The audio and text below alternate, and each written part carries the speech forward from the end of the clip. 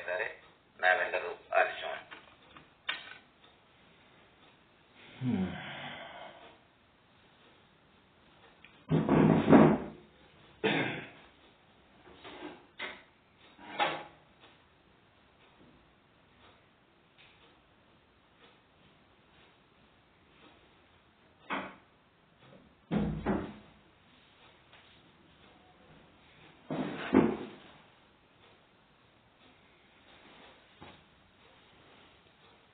ಓಂ ಸದ್ಗುರು ಶ್ರೀ ಶುದ್ಧ ಬ್ರಹ್ಮಣೇ ನಮಃ.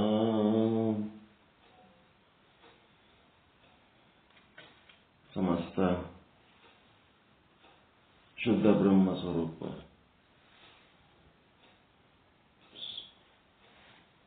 ಬ್ರಹ್ಮ ಸ್ವರೂಪ ಸಾಧಕ ಮಾನ್ಯರೇ, ತಮ್ಮೆಲ್ಲರ ಶ್ರೀಪಾದಗಳಿಗೆ ಅನಂತ ಅನಂತ ಪ್ರಣಾಮಗಳು.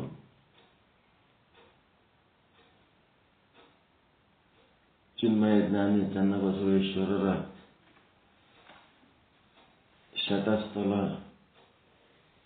ಸ್ಥಳಕಟ್ಟುಗಳ ಪೈಕಿ ವಚನ ಚಿಂತನ ಮಹೇಶ್ವರನ ಶಿವಲಿಂಗ ಸ್ಥಳ. ಎರಡನೇ ವಚನ ಏನಂತರ, ಓಂ ಶಿವಾಯ ವಿಷ್ಣು ರೂಪಾಯ. ಓಂ ಶಿವಾಯ ವಿಷ್ಣು ರೂಪಾಯ. ಶಿವರೂಪಾಯ ವಿಷ್ಣುವೇ, ಶಿವರೂಪಾಯ ವಿಷ್ಣುವೇ. ಶಿವಸ್ಯ ಹೃದಯಂ ವಿಷ್ಣು, ವಿಷ್ಣುಶ್ಚ ಹೃದಯಂ ಶಿವ. ಯಥಾ ಶಿವಮಯಂ ವಿಷ್ಣು ಏವಂ ವಿಷ್ಣುಮಯಂ ಶಿವಃ. ಇಂತೆಂಬ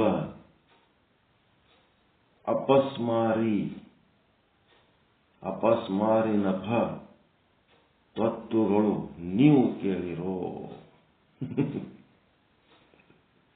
ಹರಿಹರ ಒಂದೇ, ಶಿವ ವಿಷ್ಣು ಒಂದೇ ಅನ್ನೋರಿಗೆಲ್ಲ ಏನಂದರೆ ಇವರು ಅಪಸ್ಮಾರಿಗಳು ಅಂದರು. ಇದು ಒಪ್ಪಂಗಿಲ್ಲ ನೋಡ್ರಿ ಶರಣರು. ನೀವೀಗೇನರೇ ಹರಿಹರ ಎಲ್ಲ ಒಂದೇ ಅಂದ್ರೆ ಇದು ಒಪ್ಪಂಗಿಲ್ಲ. ಓಂ ಶಿವಾಯ ವಿಷ್ಣು ರೂಪಾಯ, ಶಿವರೂಪಾಯ ವಿಷ್ಣುವೇ. ಶಿವಸ್ಯ ಹೃದಯಂ ವಿಷ್ಣು, ವಿಷ್ಣುಶ್ಚ ಹೃದಯಂ ಶಿವ. ಯಥಾ ಶಿವಮಯಂ ವಿಷ್ಣು ಏವಂ ವಿಷ್ಣುಮಯಂ ಶಿವ. ಇಂತೆಂಬ ಅಪಸ್ಮಾರಿನ ತತ್ವಗಳು ನೀವು ಕೇಳಿರೋ.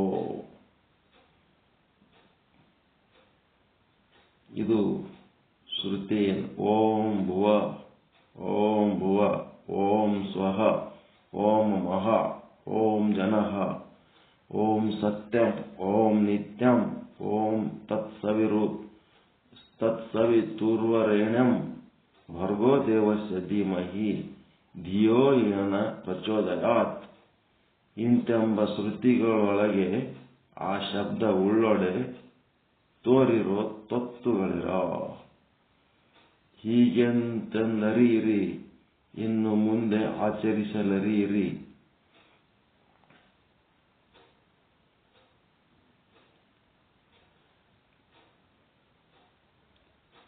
ಇದೇನಂತರ,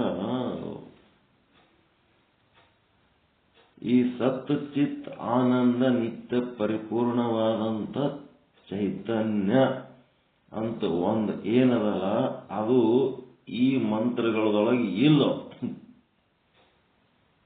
ಹೀಗಾಗಿ ಇಲ್ಲಿ ಈ ಮಂತ್ರ ಹೇಳೋರಿಗೆ, ಆ ಮಂತ್ರಗಳಿಗೆ ಅವ್ರೇನ್ ಮಾಡ್ಲಕತ್ತಾರ, ಸೈಡ್ಗೆ ಇಡ್ಲಕತ್ತಾರ.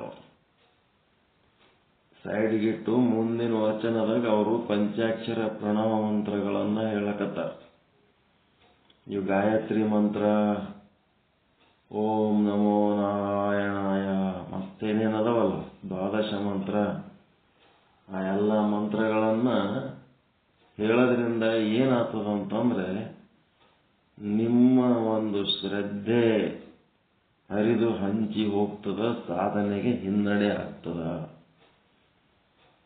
ಅದಕ್ಕೆ ಅವ್ರ ಮುಂದೆ ಈ ಮಂತ್ರ ಇವ್ಯಾವು ಓಂ ನಮ ಶಿವಾಯ ಅನ್ನೋ ಮಂತ್ರ ಬಿಟ್ರೆ ಬೇರೆ ಯಾವ ಮಂತ್ರಗಳು ಹೇಳಬಾರ್ದು ಅಂತೇಳಿ ಅವರು ಸ್ಟ್ರಿಕ್ಟ್ ಮಾಡ್ಲಕತ್ತಾರ. ಇದು ಯಾಕೆ ಸ್ಟ್ರಿಕ್ಟ್ ಮಾಡ್ತಾರ? ಶಿವನಿಗೆ ವಿಷ್ಣುವಿಗೆ ವಿರೋಧ ಮಾಡಿ ಯಾಕೆ ಇದು ಹೇಳ್ತಾರ ಅನ್ನೋದನ್ನ ಅದರ ಮರ್ಮ ತಿಳ್ಕೋಬೇಕು ನಾವು.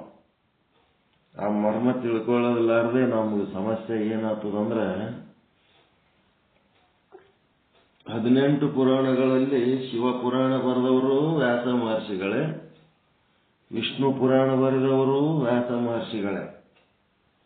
ಶಿವ ಪುರಾಣ ಬರೆದದ್ರಾಗ ಏನ್ ಮಾಡ್ಯಾರ? ವಿಷ್ಣುವಿನ ನಿಂದೆ ಮಾಡ್ಯಾರ.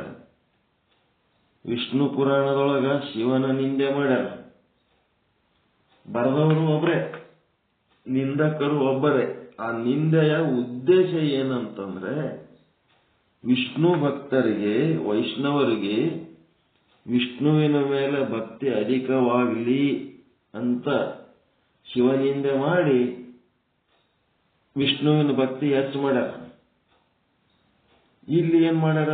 ಶೈವರಿಗೆ ಶಿವನಲ್ಲಿ ಭಕ್ತಿ ಹೆಚ್ಚಾಗಿ, ಶ್ರದ್ಧೆ ಹೆಚ್ಚಾಗಿ ವಿಷ್ಣು ನಿಂದೆ ಮಾಡಿ ಅದರೊಳಗ ಶಿವನಲ್ಲಿ ಶ್ರದ್ಧೆ ಹೆಚ್ಚು ಮಾಡ್ಕೊಳ್ಳಿ ಅಂತೇಳಿ ಆ ಉದ್ದೇಶದಿಂದ ಅದು ಬರೆದಾರ.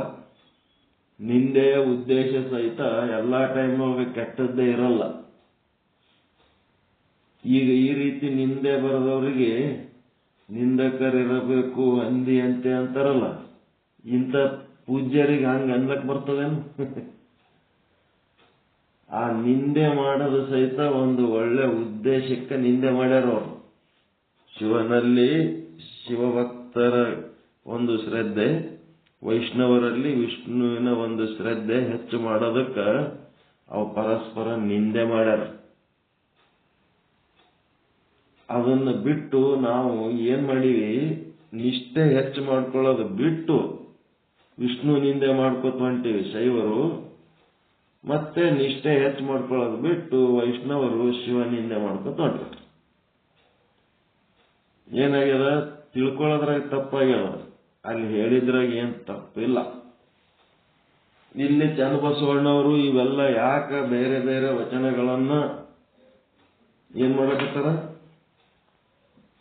ಖಂಡಿಸ್ಲಕತ್ತಾರ. ಇಲ್ಲಿ ಯಾಕೆ ನೀವು ಖಂಡಿಸ್ಲಕತ್ತಾರ? ಅದ್ರ ಉದ್ದೇಶ ಏನು?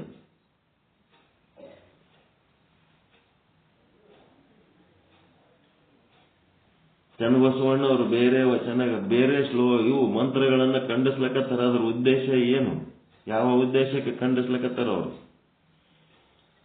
ನಾವು ಎಷ್ಟು ದೇವರುಗಳನ್ನು ಹೇಳಿದ್ರು ಇರೋ ಬ್ರಹ್ಮ ಒಬ್ಬನೇ ಅದಾನ, ಶಿವ ಒಬ್ಬನೇ ಅದಾನ, ಏಕದೇವ, ಒಬ್ಬನೇ ದೇವ.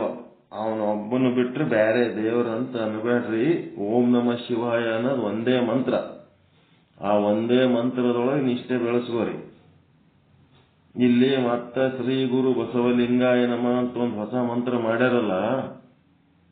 ಏಟ್ ಮಂದಿ ಅಲ್ಲ? 770 ಮಂದಿ ಶರಣರದಾರ. 770 ಮಂದಿನೂ ಅವ್ರ ಮಂತ್ರ ಪುರುಷರೇ ಅದಾರ. ಅಷ್ಟೊಂದು ಮಂತ್ರಗಳು ಹೇಳೋದ್ರಾಗ ಓಂ ನಮ ಶಿವಾಯ ಯಾಕಡೆ ಉಳಿತು? ಓಂ ನಮ ಶಿವಾಯ ಮಂತ್ರ ಹೇಳಿದ್ರ ಎಲ್ಲ ಶರಣರಿಗೆ, ಎಲ್ಲ ಶಿವಾಚಾರ್ಯರಿಗೆ, ಎಲ್ಲ ಶಿವಯೋಗಿಗಳಿಗೆ, ಎಲ್ಲ ಶಿವಭಕ್ತರಿಗೆ ಮರ್ಯಾದೆ ಕೊಟ್ಟಂಗ. ಶ್ರೀ ಗುರು ಬಸವಲಿಂಗಾಯ ನಮಃ ಅಂದ್ರೆ ಯಾರಿಗೆ ಮರ್ಯಾದೆ ಕೊಟ್ಟಂಗ?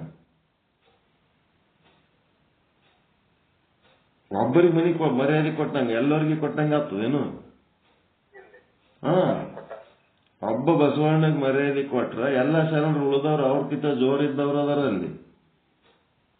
ಅದೇನದ ವೈಯಕ್ತಿಕ ಮಂತ್ರ, ಅದು ಪಾರಮಾರ್ಥಿಕ ಮಂತ್ರ ಅಲ್ಲ. ಆ ಪಾರಮಾರ್ಥಿಕ ಮಂತ್ರ ಹೇಳಿದ್ರ ಎಲ್ಲ ಬಸವಣ್ಣವ್ರಿಗೆ ಮರ್ಯಾದೆ ಬರ್ತದ, 770 ಮಂದಿ ಶರಣರಿಗೆ ಗೌರವಿಸಿದಂಗ ಆಗ್ತದ, ಎಲ್ಲ ಸಂಪತ್ತು ಸಂಬಂಧ ಏನೇನದ ಎಲ್ಲವನ್ನು ಗೌರವಿಸಿದಂಗ ಆಗ್ತದ. ಅದಕ್ಕೆ ಅವ್ರು ಬೇರೆ ಮಂತ್ರಗಳು ಬಿಟ್ಟು ಬಿಡ್ರಿ, ಓಂ ನಮ ಶಿವಾಯ ಮಂತ್ರ ಒಂದೇ ಹಿಡ್ಕೋರಿ ಅಂತ ಅವ್ರು ಹೇಳಕತ್ತಾರ.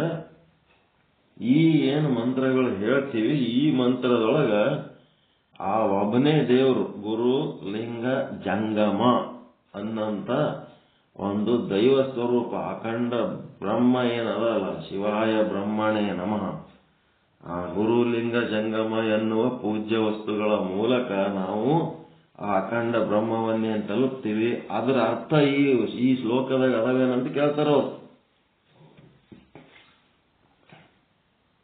ಹೀಗಾಗಿ ಇವರಿಗೆಲ್ಲ ಕೆಟ್ಟ ಕೆಟ್ಟ ಶಬ್ದಗಳು ಹಾಕಿ ಬರದಾರ. ಆ ಶಬ್ದಗಳು ಏನ್ ಮಾಡಬೇಕು, ನಾವು ಇಲ್ಲಿ ಪುನರುಚ್ಚಾರ ಮಾಡಬಾರ್ದು. ಮಾಡಿ ಫಿಲ್ಟರ್ ಮಾಡಿ ಓದಬೇಕು. ಇಲ್ಲಿ ಆ ಮಂತ್ರ ಹೇಳೋರಿಗೆಲ್ಲ ಇಲ್ಲಿ ಬರೆದಿರ್ತಾರಲ್ಲ, ಈಗೇನಾಗ್ತದ, ಅವ್ರು ಬರೆದಿಟ್ಟಕ್ಕೆ ಸತ್ತೋಗ್ಬಿಟ್ರೆ ಇಲ್ಲ. ಈಗ ಆ ವಚನ ಕೂತು ನಾವಿಲ್ಲಿ ಹೇಳ್ದೇವ ಅನ್ನೋನ ಇಲ್ಲಿ ಸಮಸ್ಯೆ ಯಾರಿಗಾಗ್ತದ, ಹೇಳ್ದವ್ರಿಗಾಗ್ತದ. ನೀವೇನು ಮುಂದೆ ಕೂತು ಕೇಳೋರು ಚಾಲು ಇದ್ರೆ ಕೇಳ್ತೀರಿ, ಇಲ್ಲಾಂದ್ರೆ ನಿಮ್ಮ ಮನೆ ನೀವು ಓದ್ತೀರಿ.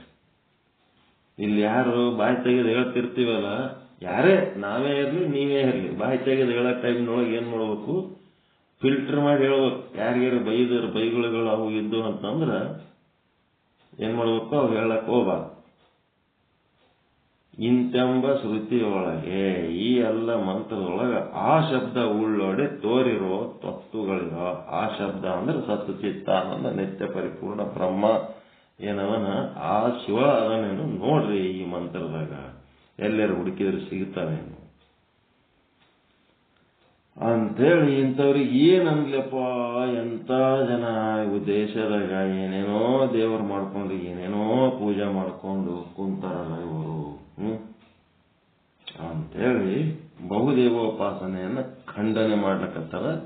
ನಾಳೆ ಹೇಳ್ತಾರೆ ಮುಂದಿನ ವಚನದಾಗ, ಓಂ ಪಂಚಾಕ್ಷರದ ಪ್ರಣಮಂಗಳ ಆದಿ ಅನಾದಿ ಇಲ್ಲದಂದು, ಉತ್ಪತ್ತಿ ಸ್ಥಿತಿ ಇಲ್ಲದಂದು ಆ ಒಂದು ಅನ್ಯ ಮಂತ್ರಗಳು ಅನ್ಯ ದೈವಗಳನ್ನ ಏನ್ ಮಾಡಿಬಿಟ್ರು ಅವರು ಖಂಡಿಸಿ ಕೇವಲ ಪ್ರಣವ ಪಂಚಾಕ್ಷರಿ ಮಂತ್ರ ಮತ್ತು ಆ ಒಂದು ಸತ್ಚಿತ್ ಆನಂದ ನಿತ್ಯ ಪರಿಪೂರ್ಣ ಪರಮಾತ್ಮನನ್ನ ಅದನ್ನೇ ಅವರು ಲಿಂಗ ಅಂತಾರೆ ಶರಣರು. ಅವನನ್ನು ಕುರಿತು ಹೇಳಿದ ವಚನ ಇದೇನು ಬಹಳ ದೊಡ್ಡದು, ಒಂದು ಪೇಜದ ವಚನ. ನಮ್ಮ ಕಡೆಯಿಂದ ಲೇಟ್ ಆಗ್ತದ, ಅಷ್ಟು ಹೇಳಮು, ಉಳಿದದ್ದು ಮತ್ತು ಮುಂದಿನ ದಿನಗಳು ಹೇಳ್ಕೊತ ಈಗೇನಾಗಬೇಕಾಯ್ದ ಶ್ರೀ ವಿಚಾರ ಸಾಗರ ಸಾಧು ನಿಶ್ಚಲ್ ದಾಸ್ಜಿಯವರ ಕೃತಿಯಲ್ಲಿ ಒಂದು ಸಾಂದರ್ಭಿಕವಾಗಿ ಮಾಯೆಯ ವರ್ಣನವನ್ನ ಮಾಡ್ತಾ ಇರುವ ಪ್ರಸಂಗದಲ್ಲಿ ನಮ್ಮ ಚಿಕ್ಕಿರಪ್ಪ ಗುರುಗಳು ವಿವೇಕ ಚೂಡಾಮಣಿ ಒಳಗಿರುವಂತ ಈ ಮಾಯೆಯ ವರ್ಣನವನ್ನ ಸ್ವಲ್ಪ ರೆಫರ್ ಮಾಡ್ರಿ ಅಂತ ಸೂಚಿಸಿದ್ದಕ್ಕೆ ಈ ಮಾಯೆಯ ವರ್ಣನವನ್ನು ಹೇಳ್ತಾ ಇದ್ದೀವಿ. ಮಾಯೆ ಅಂತಂದ್ರೆ ಅದು ಸತ್ವ ರಜ ತಮ 3 ಗುಣಗಳಿಂದ ಕೂಡಿದ್ದು. ಈಗಾಗಲೇ ರಜೋಗುಣ ಮತ್ತು ತಮೋ ಗುಣಗಳ ಬಗ್ಗೆ ಹೇಳಿ ಆಯ್ತು. ತಮೋ ಗುಣಕ್ಕ ಆವರಣ ಶಕ್ತಿ ಅಂತಾರ, ರಜೋಗುಣಕ್ಕ ವಿಕ್ಷೇಪ ಶಕ್ತಿ ಅಂತಾರ. ನಿನ್ನೆ ದಿವಸ ಸತ್ವಗುಣವನ್ನ ಆರಂಭ ಮಾಡಿವಿ. ಈ ಸತ್ವಗುಣದ ಕೆಲಸ ಏನು ಅಂತಂದ್ರ, ರಜೋಗುಣ ತಮೋಗುಣವನ್ನು ಹೇಳಿದ ಮೇಲೆ ಶ್ರೀ ಶಂಕರ ಭಗವತ್ಪಾದರು ಸತ್ವಗುಣದ ವಿಚಾರ ಹೇಳಿದ್ದಾರೆ. ಸತ್ವಗುಣ ನಿರ್ಮಲವಾಗಿರುತ್ತದೆ, ಆದರೆ ನಿರ್ಮಲವಾಗಿ ಉಳಿಯುವುದಿಲ್ಲ. ಅದೇನಾಗ್ತದಂದ್ರೆ ರಜೋಗುಣ ತಮೋಗುಣಗಳಲ್ಲಿ ಬೆರೆತು ಅಶುದ್ಧ ಆಗ್ತದ. ಅದಕ್ಕೆ ಆದರೂ ನೀರಿನಂತೆ ಶುದ್ಧ ನೀರು ಪ್ರತಿಬಿಂಬ ಇದ್ದಂಗೆ ಇರ್ತದ. ಪ್ರತಿಬಿಂಬ ಕಾಣಂಗಷ್ಟು, ಮುಖ ಕಾಣಷ್ಟು ಸ್ವಚ್ಛ ಇರ್ತದ. ಆದರೆ ಅದು ಕಲ್ಮಶದೊಡನೆ ಸೇರಿ ಸುಲಭವಾಗಿ ಮಿಶ್ರವಾಗುತ್ತದೆ. ಕಲ್ಮಶದೊಡನೆ ಆ ರಜೋಗುಣ ತಮೋಗುಣದೊಳಗೆ ಸುಲಭವಾಗಿ ಮಿಶ್ರವಾಗುತ್ತದೆ. ಅಂದರೆ ಶುದ್ಧ ಜಲವು ಕೊಳಕು ನೀರಿನಲ್ಲಿ ಬೆರೆತು ಅದು ಕಲ್ಮಶದೊಡನೆ ಸೇರಿದಂತೆ ಆಗುತ್ತದೆ. ಸ್ವಂತ ನೀರು ಶುದ್ಧವೇ, ನೀರು ಸ್ವಚ್ಛ, ಅದು ಮೊದಲು ಶುದ್ಧನೇ ಅದ. ಆದರೆ ಸತ್ವಗುಣ ಅಷ್ಟೇ ಶುದ್ಧವಾದದ್ದು. ಇದು ಗೀತೆಯಲ್ಲಿ ಸತ್ವಾತ್ ಸಂಜಾಯತೆ ಜ್ಞಾನಂ, ಸತ್ವಗುಣ ಇಲ್ಲದಿದ್ದರೆ ಆತ್ಮನು ಪ್ರತಿಬಿಂಬಿಸುವುದಿಲ್ಲ. ಯಾರಲ್ಲಿ ಸತ್ವಗುಣ ಆದ ಅವರಿಗೆ ಮಾತ್ರ ಆತ್ಮಜ್ಞಾನ ತಿಳಿತದ. ಆ ಸತ್ವಗುಣ ಇಲ್ಲ ಅಂತಂದ್ರೆ ಅವ್ರಿಗೆ ಆತ್ಮಜ್ಞಾನ ತಿಳಿಯಂಗಿಲ್ಲ. ಆತ್ಮಜ್ಞಾನ ತಿಳಿಯಂಗಿಲ್ಲ ಮತ್ತು ಆತ್ಮಜ್ಞಾನ ತಿಳ್ಕೋಬೇಕು ಅನ್ನಂತ ಒಂದು ಇಚ್ಛೆ ಉಂಟಾಗ್ತಾ ಇಲ್ಲ ಅಂತಂದ್ರೆ ಅವರೊಳಗೆ ರಜೋಗುಣ ತಮೋಗುಣಗಳು ತುಂಬ್ಯಾವಂತದರ ಅರ್ಥ. ಮೋಕ್ಷಕ್ಕೆ ಕಾರಣವಾದ ಜ್ಞಾನ ಉಂಟಾಗುವುದಿಲ್ಲ. ಈ ಸತ್ವಗುಣ ಇರಲಿಲ್ಲ ಅಂತಂದ್ರೆ ಮೋಕ್ಷಕ್ಕೆ ಕಾರಣವಾಗುವ ಜ್ಞಾನ ಉಂಟಾಗುವುದಿಲ್ಲ. ನೀರಿನಂತೆ ಸ್ವಚ್ಛವಾಗಿದ್ದರೂ ಸತ್ವಗುಣವು ಇತರ ಗುಣಗಳೊಡನೆ ಕೂಡಿಕೊಂಡರೆ ಸಂಸಾರವನ್ನು ಉಂಟು ಮಾಡುತ್ತದೆ. ಸಂಸಾರ ಈ ಕಡೆ ವ್ಯಾವಹಾರಿಕ ಬದುಕನ್ನು ಉಂಟು ಮಾಡ್ತದೆ ಸತ್ವಗುಣ. ಅದು ರಜೋಗುಣ ತಮೋಗುಣಗಳ ಜೊತೆಗೆ ಸೇರಿದಾಗ ಬಹಳ ಚಂದದ ಇದು ವಾಕ್ಯ ತಿಳ್ಕೋಬೇಕು. ಸತ್ವಗುಣ ಹೆಂಗಿರ್ತದಂತಂದ್ರೆ ತನ್ನ ಪಾಡಿಗೆ ತಾನು ಶುದ್ಧವಾಗಿತ್ತು ಅಂತಂದ್ರೆ ಪರಮಾರ್ಥವನ್ನು ಉಂಟು ಮಾಡುತ್ತದೆ. ಅದು ರಜೋಗುಣ ಮತ್ತು ತಮೋಗುಣಗಳ ಜೊತೆಗೆ ಬೆರೆತಾಗ ಸಂಸಾರವನ್ನು ಉಂಟು ಮಾಡುತ್ತದೆ. ರಜೋಗುಣಗಳಂದ್ರೆ ಅವು, ತಮೋಗುಣಗಳಂದ್ರೆ ಅವು. ರಜೋಗುಣಗಳಂದ್ರೆ ಕಾಮ, ಕ್ರೋಧ, ಲೋಭ, ಮೋಹ, ಮದ, ಮತ್ಸರ, ಸಂಶಯ ಇತ್ಯಾದಿ. ತಮೋಗುಣಗಳಂತಂದ್ರೆ ಅಜ್ಞಾನ, ಆಲಸ್ಯ, ಜಡತ್ವ, ನಿದ್ರೆ, ಪ್ರಮಾದ, ಮೂಢತ್ವ ಇತ್ಯಾದಿ. ಇವುಗಳ ಜೊತೆಗೆ ಅವು ಕೂಡಿ ಏನ್ ಮಾಡ್ತಾವಪ್ಪ ಅಂತಂದ್ರೆ ಸಂಸಾರವನ್ನು ಉಂಟು ಮಾಡುತ್ತವೆ. ಸತ್ವವು ಶುದ್ಧವಾದಾಗ ಬುದ್ಧಿಯು ಚುರುಕಾಗಿ ತನ್ನ ಪೂರ್ಣ ಸಾಮರ್ಥ್ಯದಿಂದ ಕೆಲಸ ಮಾಡುತ್ತದೆ. ಬುದ್ಧಿ ಚುರುಕಾಗಿತ್ತು ಅಂದ್ರೆ ಫುಲ್ ಕೆಲಸ ಮಾಡ್ತವೆ. ಅದಕ್ಕೆ ಅಜ್ಞಾನದ ತೆರೆಯಾಗಲಿ ಇರುವುದಿಲ್ಲ. ಅದು ಅಜ್ಞಾನದ ತೆರೆ ಸಹಿತ ಇರಂಗಿಲ್ಲ. ನಿಸ್ತರಂಗವಾದಂತಹ ಶುದ್ಧ ಬುದ್ಧಿ ಇತ್ತಂದ್ರೆ ಅಷ್ಟು ಕೆಲಸ ಮಾಡ್ತದೆ. ಮನಸ್ಸು ಶುದ್ಧಿಯಾಗಿಯೇ ಇರುತ್ತದೆ ಮತ್ತು ಸೀಮಿತವಾಗಿಯೇ ಇರುತ್ತದೆ. ಧ್ಯಾನ ಮಾಡಲು ಅನುಕೂಲಕರವಾಗಿಯೇ ಇರುತ್ತದೆ. ಪರಮಾತ್ಮನ ದರ್ಶನಕ್ಕೆ ಸಮೀಪವಾಗಿರುತ್ತದೆ. ನಿಜವಾದ ಆತ್ಮನು ಯಾವ ವಸ್ತುವನ್ನು ಕಾಣುವುದಿಲ್ಲ, ಬೆಳಗುವುದೂ ಇಲ್ಲ. ಏಕೆಂದರೆ ಆತ್ಮನನ್ನು ಬೆಳಗಲು ಅದಕ್ಕಿಂತ ಬೇರೆ ವಸ್ತುಗಳೇ ಇಲ್ಲ. ಆದ್ದರಿಂದ ಅದು ಅದ್ವಿತೀಯ. ಇದು ಮಾತು ಬೇರೆ. ಏನಂತಂದ್ರೆ ಪರಮಾತ್ಮನಿಗೆ ಅತೀ ಸಮೀಪ ಇರ್ತದೆ ಅಂತ. ಯಾವುದು? ಸತ್ವಗುಣ. ಸತ್ವಗುಣ ಪರಮಾತ್ಮನಿಗೆ ಅತೀ ಸಮೀಪ ಇರ್ತದೆ. ಅದು ಹೆಂಗಂತಂದ್ರೆ ಗರ್ಭಗುಡಿಯ ಬಾಗಿಲಿದ್ದಂಗದು. ಗರ್ಭಗುಡಿಯ ಬಾಗಿಲು ಹಿಂಗೆ ತೆಗೆದ್ರೆ ಒಳಗೆ ದೇವರ ಕಾಣಿಸ್ತಾನ ಇಲ್ಲ, ಹಂಗದು ಸತ್ವಗುಣ. ಅಲ್ಲಿ ಸತ್ವಗುಣಿ ಆದರೂ ಸಾಕು. ಪರಮಾತ್ಮನು ಸತ್ವಗುಣದಿಂದ ಪರಮಾತ್ಮನನ್ನ ಪ್ರಕಾಶ ಮಾಡ್ಲಿಕ್ಕೆ ಆಗಂಗಿಲ್ಲ. ನೀವು ಸತ್ವಗುಣಿ ಆದ್ರೆ ಪರಮಾತ್ಮನೇ ನಿಮ್ಮ ಅನುಭವಕ್ಕೆ ಬರ್ತಾನೆ. ಜಿಹೀಮತಿ ಲಕ್ಕೈ. ಸತ್ವಗುಣಿ ಆದರೆ ಅವನೇ ನಮ್ಮ ಅನುಭವಕ್ಕೆ ಬರ್ತಾನ. ಆ ಸತ್ವಗುಣವನ್ನು ಸತ್ವಗುಣ ಆಗಿನಿ ನೀನ್ಯಾಕೆ ನನ್ನ ಅನುಭವಕ್ಕೆ ಬರ್ತಾ ಇಲ್ಲ ಅಂತೇಳಿ ಕೇಳಕ್ ಬರಂಗಿಲ್ಲ. ಅವನೇ ನಮ್ಮ ಅನುಭವಕ್ಕೆ ಬರ್ತಾನ. ನಾವು ಅವನ ಸಂಗಟ ಅವನು ಅನುಭವಿಸ್ಬೇಕಾದ್ರೆ ನಾವು ಸತ್ವಗುಣಿಗಳಾಗಿರ್ಬೇಕಷ್ಟೇ. ಅದು ರಜಸ್ಸು ತಮಸ್ಸುಗಳೊಡನೆ ಸತ್ವಗುಣದೊಡನೆ ಸೇರಿಕೊಂಡಾಗ ಬುದ್ಧಿಶಕ್ತಿಯು ಏನಾಗ್ತದ? ಅಷ್ಟು ಚುರುಕಾಗಿರುವುದು. ಅವನಲ್ಲಿ ರಜ ತಮ ಕಡಿಮೆ ಆದಷ್ಟು ಬುದ್ಧಿಯು ಬಹಳ ಚುರುಕಾಗಿರುತ್ತದೆ. ರಜ ತಮಸ್ಸುಗಳೊಡನೆ ಗುಣಗಳೊಡನೆ ಸೇರಿಕೊಂಡಾಗ ಬುದ್ಧಿಶಕ್ತಿಯು ಏನಾಗ್ತದ?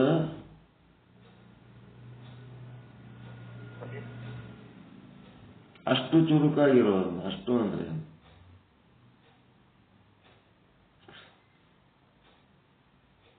ಏನಿಲ್ಲ ನೋಡ್ರಿ. ನಿಮಗೆ ಹೇಳ್ಬೇಕಂದ್ರ ರಜ ತಮ ಗುಣಗಳು ಕಡಿಮೆ ಆದಂಗ, ಸತ್ವಗುಣ ಹೆಚ್ಚಾದಂಗ ಬುದ್ಧಿ ಹೆಚ್ಚು ಹೆಚ್ಚು ಚುರುಕಾಗ್ತದ. ಮತ್ತ ರಜ ತಮ ಗುಣ ಹೆಚ್ಚಾದಂಗ ಸತ್ವಗುಣ ಕಡಿಮೆ ಆದಂಗ ಏನಾಗ್ತದ?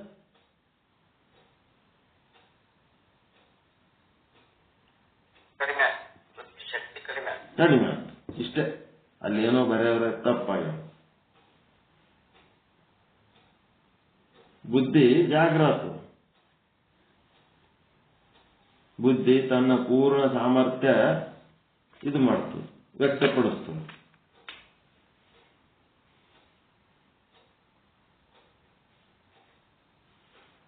ರಜ ತಮ ಕಡಿಮೆ ಆದರೆ ಬುದ್ಧಿ ಚುರುಕಾಗುತ್ತದೆ ಅಷ್ಟೇ. ಮನಸ್ಸು ರಜತಮ ಜಾಸ್ತಿ ಆಯ್ತಂದ್ರೆ ಬುದ್ಧಿ ಮಂದವಾಗ್ತದೆ, ಮೊಬ್ಬಾಗ್ತದೆ. ಮನಸ್ಸು ಹೆಚ್ಚಾಗಿ ಸಾತ್ವಿಕವಾದಾಗ ಮೊದಲು ಹೊಳೆಯದೇ ಇದ್ದ ಅನೇಕ ವಿಚಾರಗಳು ಹೊಳೆಯುತ್ತವೆ. ಈಗ ನೀವು ಸೋಮು ಕೂತು ಕೇಳ್ತಿರ್ತೀರಿ, ಈಗ ನೀವು ಏನು ಅರ್ಥ ಆಗಿರಂಗಿಲ್ಲ. ನಿಮ್ಮ ಮನಸ್ಸು ಯಾವಾಗ ಬುದ್ಧಿ ಸಾತ್ವಿಕ ಆಗ್ತದ ಅವಾಗ ನಿಮಗೆ ಹೌದು ಗುರುಗಳು ಇಂಥ ವಿಷಯ ಹೇಳಿದ್ರು ಇಂಥ ದಿವಸ ಅಂತೇಳಿ ಅವಾಗ ನಿಮಗೆ ಅದು ಅರ್ಥ ಆಗ್ತದೆ. ಯಾಕೆ ಹೇಳ್ತಾರ ಅಂತೇಳಿ ಈಗ ಅರ್ಥ ಆಗಿಲ್ಲ ಅಂತಂದ್ರೆ ಈಗೇನಿರ್ತದ ತಮೋ ಗುಣವಾಗಿರ್ತೀರಿ. ಯಾವಾಗ ನೀವು ಸತ್ವಗುಣಕ್ಕೆ ಹೋಗ್ತೀರಿ ಅದ ಅರ್ಥ ಬಿಚ್ಚುಗೊತ್ತದ. ಅದೇ ಹೇಳಕತ್ತಾರ ಅವ್ರು. ಮನಸ್ಸು ಹೆಚ್ಚಾಗಿ ಸಾತ್ವಿಕವಾದಾಗ ಮೊದಲು ಹೊಳೆಯದೇ ಇದ್ದ ಅನೇಕ ವಿಚಾರಗಳು ಹೊಳೆಯುತ್ತವೆ ಮತ್ತು ಆಧ್ಯಾತ್ಮಿಕ ಸಾಧನಗಳಿಂದ ಮನಸ್ಸು ಸಮಾಧಾನ ಸ್ಥಿತಿ ತಲುಪುತ್ತದೆ. ಮನಸ್ಸು ಸಮಾಧಾನ ಸ್ಥಿತಿಯನ್ನ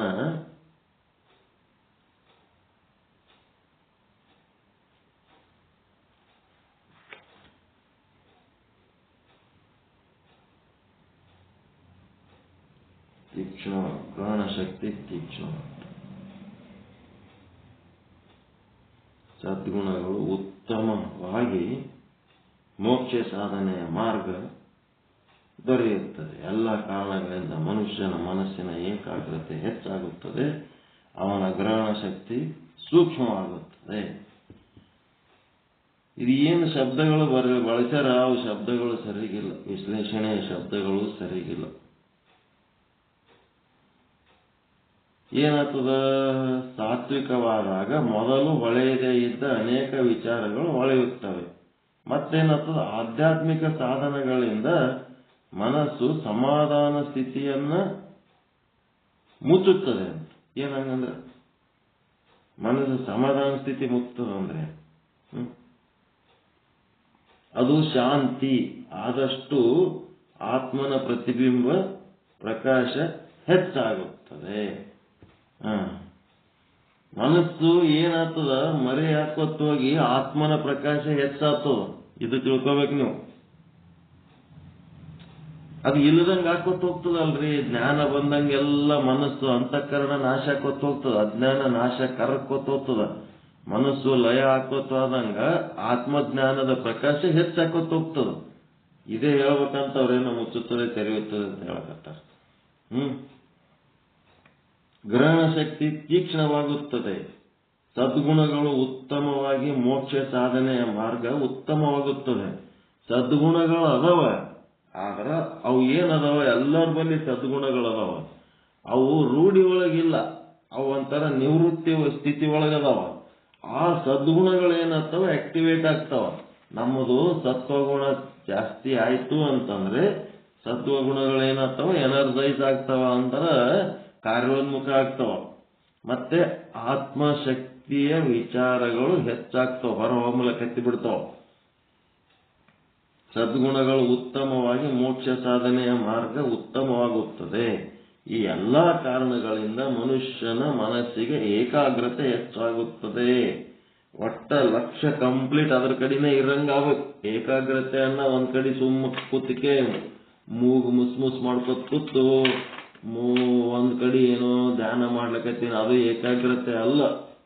ನೀವು ಎಲ್ಲೇ ಹೋದ್ರೂ ಸಹಿತ ನಿಮ್ಮ ಗುರಿ ನನ್ನ ಅಧ್ಯಯನ, ಇದು ವಿಚಾರ ಸಾಗರ ಇರ್ಬೋದು, ಯಾವುದೋ ಒಂದು ಗ್ರಂಥ ಇರ್ಬೋದು, ಅದು ಸಂಪೂರ್ಣ ಅರ್ಥ ಮಾಡ್ಕೊಳ್ಳೋ ತನಕ ಅದು ಬಿಡ್ಲಾರ್ದಂಗ ನೀವೇನು ಯಾವ್ದಾರ ಕೆಲಸ ಇತ್ತು ಅಂತಂದ್ರೆ ಹೋಗ್ಬೇಕು, ಆ ಕೆಲಸ ಮುಗಿದ್ಮೇಲೆ ಮತ್ತೆ ಹೊಳ್ಳಿ ಬರ್ಬೇಕು. ಹಂಗ ಹೊಳ್ಳಿ ಬಂದು ಮತ್ತೆ ಅದೇ ಮಾಡ್ಬೇಕು. ಅದಕ್ಕೆ ಏಕಾಗ್ರತೆ ಅಂತಾರ. ಯಾವಾಗಲೂ ಅದನ್ನೇ ನೆನೆಸ್ತಿರ್ಬೇಕು. ಸ್ವಲ್ಪ ಟೈಮ್ ಸಿಕ್ಕರೆ ಅದನ್ನೇ ಮಾಡ್ತಿರ್ಬೇಕು.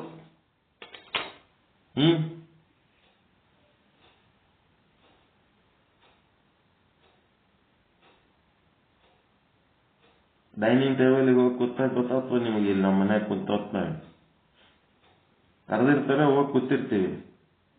ಏನ್ ಕೊಟ್ಟಿರ್ತಾರ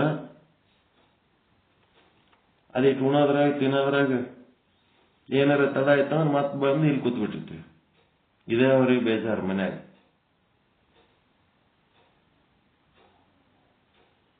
ಟಿಫಿನ್ ಕೊಟ್ಟ ಮೇಲೆ ಚಾ ಕೊಡೋ ತಡ ಆಯ್ತು ಅಂತಂದ್ರೆ ಅಲ್ಲಿ ಎದ್ದು ಇಲ್ಲಿ ಬಂದ್ಬಿಟ್ಟಿರ್ತೀವಿ. ಅಂದ್ರೆ ನಮ್ಮ ಲಕ್ಷ್ಯ ಎಲ್ಲಿರ್ತದ? ಸ್ವಾಧ್ಯಾಯ ಸ್ವಾನುಭಾವದ ಕಡೆ ಲಕ್ಷ್ಯ ಇರ್ತದೆ. ಇಲ್ಲಿ ಬಿಡಿಸ್ಕೊಂಡು ಹೋಗಿ ಡೈನಿಂಗ್ ಟೇಬಲ್ ಕುಂದಿರ್ಸಿರ್ತಾರೆ ಅಲ್ಲಿ ತಿನ್ಲಿ ಅಂತ. ಅದು ತಿನ್ನೋ ಸಮಯದಲ್ಲಿ ರೆಗ್ಯುಲರ್ ಆಗಿ ಟೋಟಲ್ ಅರೇಂಜ್ಮೆಂಟ್ ನೀಟಾಗಿ ಮಾಡಿಕೊಂಡು ಒಂದಾಗುನ ಒಂದು ಕರೆಕ್ಟ್ ಪ್ರೆಸೆಂಟ್ ಮಾಡಿದ್ರಂದ್ರೆ ಅದು ಮುಗಿಯತನ ಅಲ್ಲಿ ಕೂತಿರ್ತೀವಿ. ಒಂದು ಕೊಟ್ಟಿಗೆ ಅರ್ಧ ತಾಸು ಆ ಕಡೆ ಹೋದ್ರ ಅಂತಂದ್ರೆ ನಾವೇನು ಅದ್ರ ಬಗ್ಗೆ ತಲೆ ಕೆಡಿಸ್ಕೊಳ್ಳೋಕ್ಕಿಲ್ಲ. ಮತ್ತೆ ಹೊಳ್ಳಿ ಬಂದು ಇಲ್ಲಿ ಕೂತ್ಬಿಟ್ಟಿರ್ತೀವಿ. ನಮ್ಮ ಕೆಲಸದಾಗ ನಾವು ಎಷ್ಟೊಂದು ಸ್ವಲ್ಪ ಹೊತ್ತಿನಾಗ ಈ ಕಡೆ ಬರ್ತಿರಲ್ಲ, ಅಲ್ಲೇ ಕುಂದಿರ್ಬೇಕು, ಇನ್ನು ಸ್ವಲ್ಪ ಕಾಯ್ದ್ರೆ ಏನಾಗ್ತದ ಅಂತ ಬೈತಿರ್ತಾರೆ. ಆ ಕಾಯದೆ ನನಗೆ ವೇಸ್ಟ್ ಅನ್ನಿಸ್ತಿರ್ತದೆ. ಇದಕ್ಕೆ ಏಕಾಗ್ರತೆ ಅಂತಾರೆ.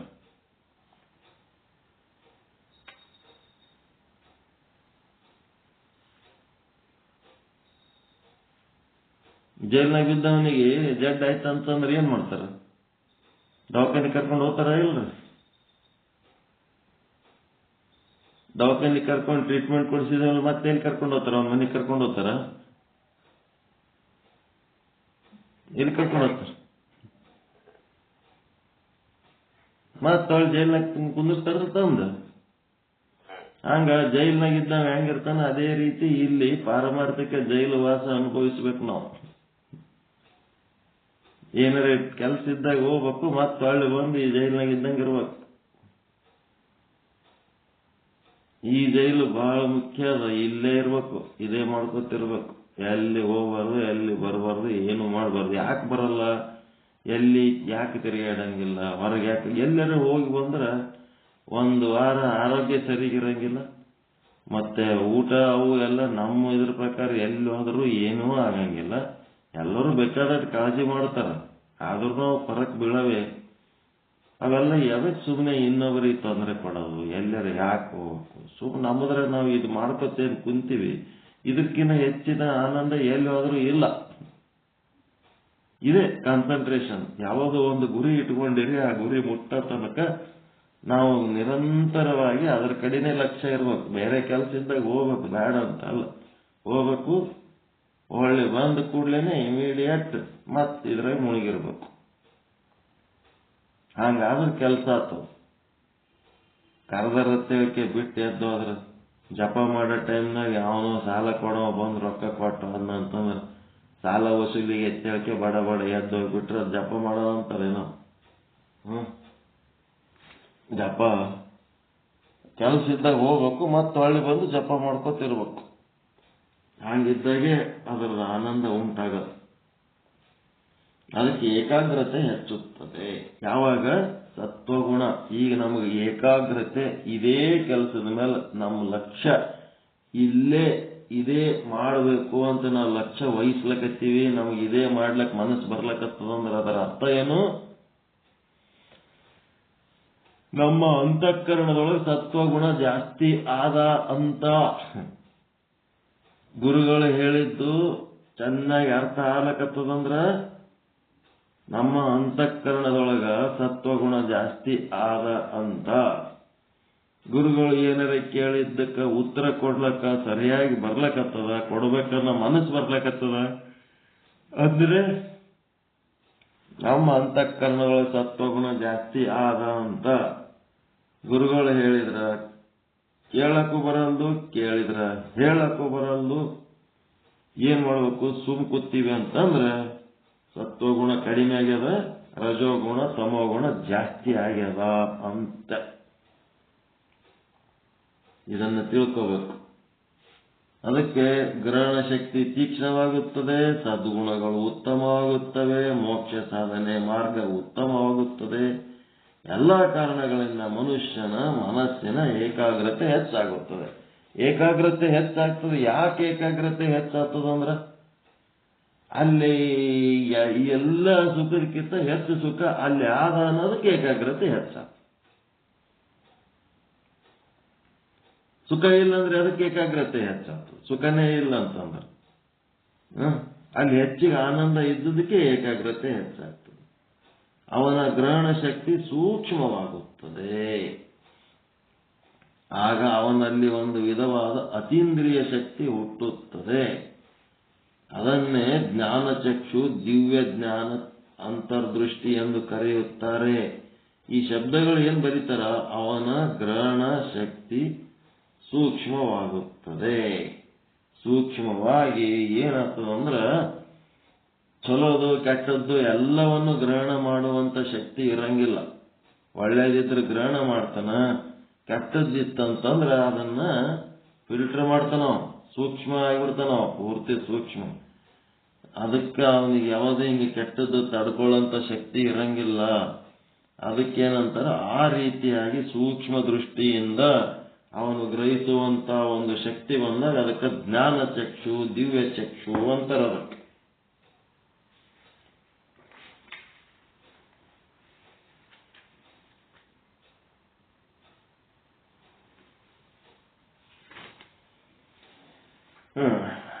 ಮುಂದೇನು, ಮುಂದೆ ಭಗವದ್ಗೀತಾದೇ ರೆಫರೆನ್ಸ್ ತಗೊಂಡು ಏನ್ ಮಾಡ್ತಾರ, 13ನೇ ಅಧ್ಯಾಯ 7ನೇ ಶ್ಲೋಕದಲ್ಲಿ ಅಮಾನ್ವಿತ ಮೊದಲಾದ 20 ದೈವಿ ಗುಣಗಳದವಲ್ಲಿ. ದೈವಿ ಗುಣಗಳು ಯಮ, ನಿಯಮ, ಅಹಿಂಸೆ, ಸತ್ಯ ಮೊದಲಾದ ನಿಯಮಗಳು, ಶೌಚ, ಸಂತೋಷ ಮೊದಲಾದ ನಿಯಮಗಳು, ಶ್ರದ್ಧಾ, ಭಕ್ತಿ, ಮುಮುಕ್ಷತ್ವ, ದೈವಿ ಸಂಪತ್ತು, ಅಸುರಿ ಸಂಪತ್ತು, ಇವೆಲ್ಲದರ ಬಗ್ಗೆನೂ ಅಲ್ಲಿ ಮಿಶ್ರ ಸತ್ವದ ಧರ್ಮಗಳು ಇವೆ. ಮಿಶ್ರ ಸತ್ವದ ಧರ್ಮಗಳು ಏನ್ ಹೇಳ್ತಾನ, ಈ ಶ್ಲೋಕದಲ್ಲಿ 3 ಗುಣಗಳಲ್ಲಿ ಸತ್ವಗುಣ ಹೆಚ್ಚಾಗಿದ್ದು, 3 ಗುಣಗಳಲ್ಲಿ ಸತ್ವಗುಣ ಹೆಚ್ಚಾಗಿದ್ದು ರಜ ತಮ ಗೌಣವಾಗಿದ್ದರೆ ಯಾವ ಲಕ್ಷಣ ಇರುತ್ತದೆಂಬುದನ್ನು ಹೇಳಿದೆ. ರಜಸ್ಸು ಮತ್ತು ತಮಸ್ಸು ಕಡಿಮೆಯಾಗಿ ಸತ್ವಗುಣ ಪ್ರಧಾನವಾದರೆ ಅಂತ ವ್ಯಕ್ತಿಯ ಸಾಧನಾ ಮಾರ್ಗದಲ್ಲಿ ಮುಂದೆ ಹೋಗುತ್ತಾನೆ. ಮತ್ತು ಸತ್ವಗುಣಗಳು ಅಧಿಕವಾದಾಗ ಮೋಕ್ಷದ ಇಚ್ಛೆ ಉಂಟಾಗುತ್ತದೆ. ಅವನು ದಂಭ, ಅಹಂಕಾರ, ಅಭಿಮಾನವನ್ನು ತ್ಯಜಿಸುತ್ತಾನೆ. ಯಮ ನಿಯಮಾದಿಗಳನ್ನು ಬೆಳೆಸಿಕೊಳ್ಳುತ್ತಾನೆ. ಅಸುರಿ ಗುಣಗಳನ್ನು ತಡೆದು ದೈವಿ ಗುಣಗಳನ್ನು ರೂಢಿಸಿಕೊಳ್ಳುತ್ತಾನೆ. ಸತ್ವ ಸಂಶುದ್ಧಿಯುಳ್ಳ ಮನುಷ್ಯನನ್ನು ಭಗವದ್ಗೀತೆಯಲ್ಲಿ ಹೀಗೆ ಹೇಳಿದ್ದಾರೆ, ದೈವಿ ಸಂಪತ್ತನ್ನು ಹೆಚ್ಚು ಮಾಡಿಕೊಳ್ಳುತ್ತಾನೆ. ಸಾತ್ವಿಕ ಸ್ವಭಾವವು ದೈವತ್ವವನ್ನು ಹೊಂದುತ್ತಾನೆ. ಇದರಿಂದ ಅವನು ಮೋಕ್ಷದ ಕಡೆಗೆ ಧಾವಿಸುತ್ತಾನೆ. ಒಟ್ಟಿನಲ್ಲಿ ಅವನು ಮೋಕ್ಷಕ್ಕೆ ಅಧಿಕಾರಿಯಾಗುತ್ತಾನೆ. ಒಟ್ಟಿನಲ್ಲಿ ಮೋಕ್ಷಕ್ಕೆ ಅವನ ಅಂತರಂಗವು ಪರಮಾತ್ಮನ ಸಾಕ್ಷಾತ್ಕಾರಕ್ಕೆ ಬೇಕಾದ ನಿರಭಿಮಾನ ಮೊದಲಾದ ಸದ್ಗುಣಗಳಿಂದ ತುಂಬಿಕೊಂಡಿರುತ್ತದೆ. ಏನೇ ಇರಲಿ, ಸತ್ವ, ರಜ, ತಮ ಗುಣಗಳ ಬಗ್ಗೆ ಏನೆಲ್ಲ ತಿಳ್ಕೊಂಡು ಇನ್ನ ಎಲ್ಲರೇ ಸಿಕ್ಕರೆ ಇನ್ನ ತಿಳ್ಕೊರಿ, ಏನಾರ ಮಾಡಿ ಅವೆಲ್ಲ ತಗೊಂಡು ನಮ್ಗೆ ಎದಕ್ಕೆ ಬೇಕು? ಈಗ ನಾವು ಮುಮುಕ್ಷುಗಳು ಮೋಕ್ಷ ಸಾಧನೆ ಮಾಡಬೇಕಾದ್ರೆ ನಂಬಲ್ಲಿ ಎಂಥ ಗುಣ ಇರಬೇಕು ಅನ್ನೋದಿಷ್ಟು ತಿಳ್ಕೊಂಡ್ರೆ ಸಾಕಲ್ರಿ.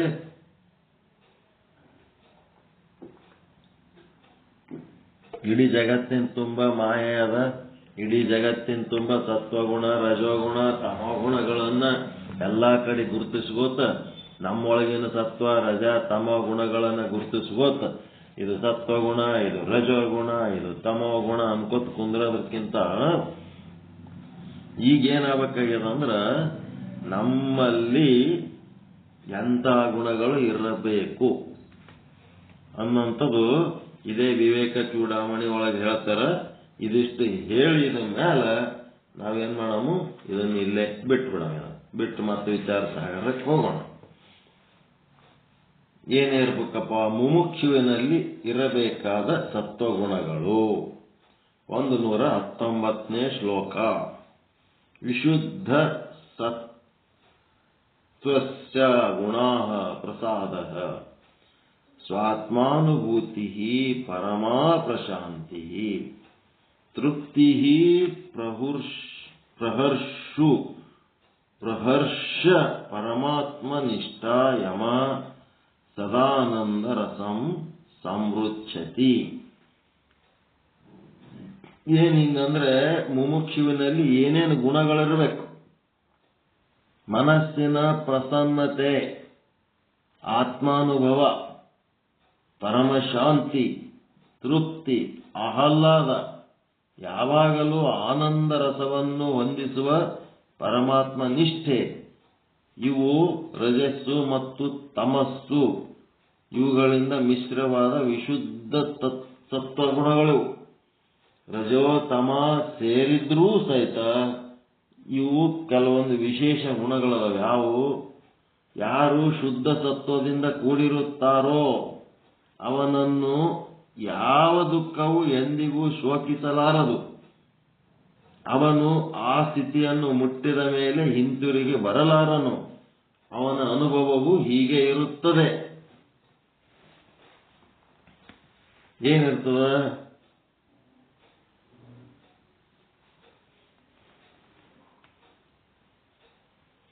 ಒಂದನೇದು ಸ್ವ ಆತ್ಮಾನುಭೂತಿ. ತನ್ನದೇ ಆತ್ಮದ ಅನುಭೂತಿ ಒಳಗೆ ಅವನಿರಬೇಕು. ಹೆಂಗಿರ್ಬೇಕು? ತನ್ನ ಆತ್ಮದ ಅನುಭೂತಿ ಒಳಗಿರಬೇಕು. ನಿಮ್ಮ ಆತ್ಮದ ಅನುಭೂತಿ ಒಳಗಿದ್ದಾಗ ಮಾತ್ರ ನಿಮ್ಮ ಎದುರಿಗಿರುವಂತವರ ಆತ್ಮದ ಅನುಭೂತಿ ಒಳಗೆ ನೀವು ಇರ್ಲಿಕ್ಕೆ ಸಾಧ್ಯ ಆಗ್ತದೆ. ಆತ್ಮದಿಂದ ಆತ್ಮದ ಕನೆಕ್ಷನ್ ತಗೊಳ್ಳೋದು. ಅವ್ರು ಏನ್ ಲೆಕ್ಕದ ಮಾತಾಡಲ್ರಕ್ಕ. ಎದುರಿಗಿದ್ದವರು ಏನ್ ಲೆಕ್ಕದ ಮಾತಾಡಲಕ್ಕ. ಆ ಮಾತಿನ ಹಿಂದ ಮಾತು ಏನದವ? ನಾಮರೂಪಗಳು. ನಾಮ, ರೂಪ, ಶಬ್ದ, ಸ್ಪರ್ಶ, ರಸ, ಗಂಧ. ಹೌದಾ ಇಲ್ಲ? ಹೌದ್ರ ಹಿಂದಿರೋ ಯಾರು?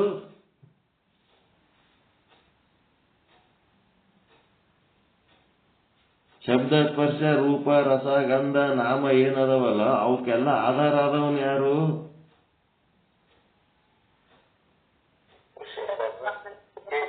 ಆತ್ಮನೇ. ಆತ್ಮನೇ ಏನ್ ಮಾಡ್ಲಕತ್ತಾನ? ಕೆಲವೊಂದು ಕ್ರಿಯೆಗಳನ್ನು ಮಾಡ್ಲಕ್ಕ ಪ್ರಚೋದನೆ ಮಾಡ್ಲಕತ್ತ. ಮಾಡಿ ನೀನೇಟ್ ಗಟ್ಟಿಯಾಗಿದೆ ಅಂತ ನೋಡ್ಲಕತ್ತಾನ.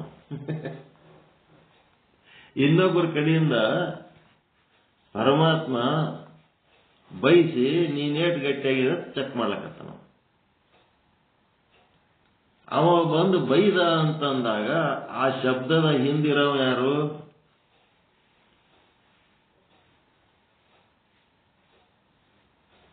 ಆ ಶಬ್ದದ ಹಿಂದಿರವ ಯಾರು? ನಾಮರೂಪ ಆಧಾರ ಪರಮಾತ್ಮನೇ. ಅವನು ಸ್ವಾತ್ಮಾನುಭೂತಿ ಬಹಳ ಮುಖ್ಯ ಅದ. ಅವನು ಯಾರಿಗೆ ಬೈಲಕತ್ತಾನ? ನಿಮಗೆ ಬೈಲಕತ್ತ. ಬೈಯುವಾಗ ನೀವು ಸ್ವಾತ್ಮಾನುಭೂತಿ ಒಳಗ ಇದ್ದು ಅವನ ಬೈಗುಳಗಳನ್ನ ನೀವು ಸ್ವಾತ್ಮಾನುಭೂತಿಯಿಂದ ಗ್ರಹಣ ಮಾಡಿದ್ರಿ ಅಂತಂದ್ರೆ ನಿಮ್ಮ ಆಭಾಸಂದು ಏನು ಕೆಲಸ ಇಲ್ಲ. ನೀವು ಆತ್ಮಾನುಭೂತಿ ಬಿಟ್ಟು ಆಭಾಸನ ಅನುಭೂತಿ ಒಳಗಿದ್ರಿ ಅಂತಂದ್ರ ಹಿಂಗ್ ಅನ್ಬೇಕೇನು, ಹಾಂಗ್ ಅನ್ಬೇಕೇನು, ಇಂಥ ಶಬ್ದ ಬಳಸ್ಬೇಕೇನು, ಅಂತ ಶಬ್ದ ಬಳಸ್ಬೇಕೇನು? ಆಭಾಸನೊಳಗೇನದ? ಹಿಂಗೆ ಮಾತಾಡ್ಬೇಕಂತ ಒಂದು ಪದ್ಧತಿ ಅದ. ಆ ಪದ್ಧತಿ ಪ್ರಕಾರ ಇದ್ರೆ ಅವ ಸಮಾಧಾನ ಇರ್ತಾನ. ಅವನಿಗೆ ಬೇರೆ ರೀತಿ ಮಾತಾಡಿದ್ರೆ ಸಿಟ್ಟು ಬರ್ತದ, ದುಃಖಿ ಆಗ್ತಾನ ಆಭಾಸ. ಯಾಕಂದ್ರೆ ಆಭಾಸದ ಅನುಭೂತಿ ಒಳಗಿದ್ದಾಗ ಈ ಸುಖ ದುಃಖಗಳು ಉಂಟಾಗ್ತಾವ. ಈಗ ಸ್ವಾತ್ಮಾನುಭೂತಿ ಒಳಗಿದ್ದಾಗ ಅಲ್ಲಿರುವ ಶಬ್ದಗಳನ್ನು ನೋಡೋದಿರ್ತದೋ ಆ ಶಬ್ದದ ಹಿಂದಿರುವಂತ ನಿಶ್ಶಬ್ದ ಬ್ರಹ್ಮನನ್ನ ನೋಡೋದಿರ್ತದೆ.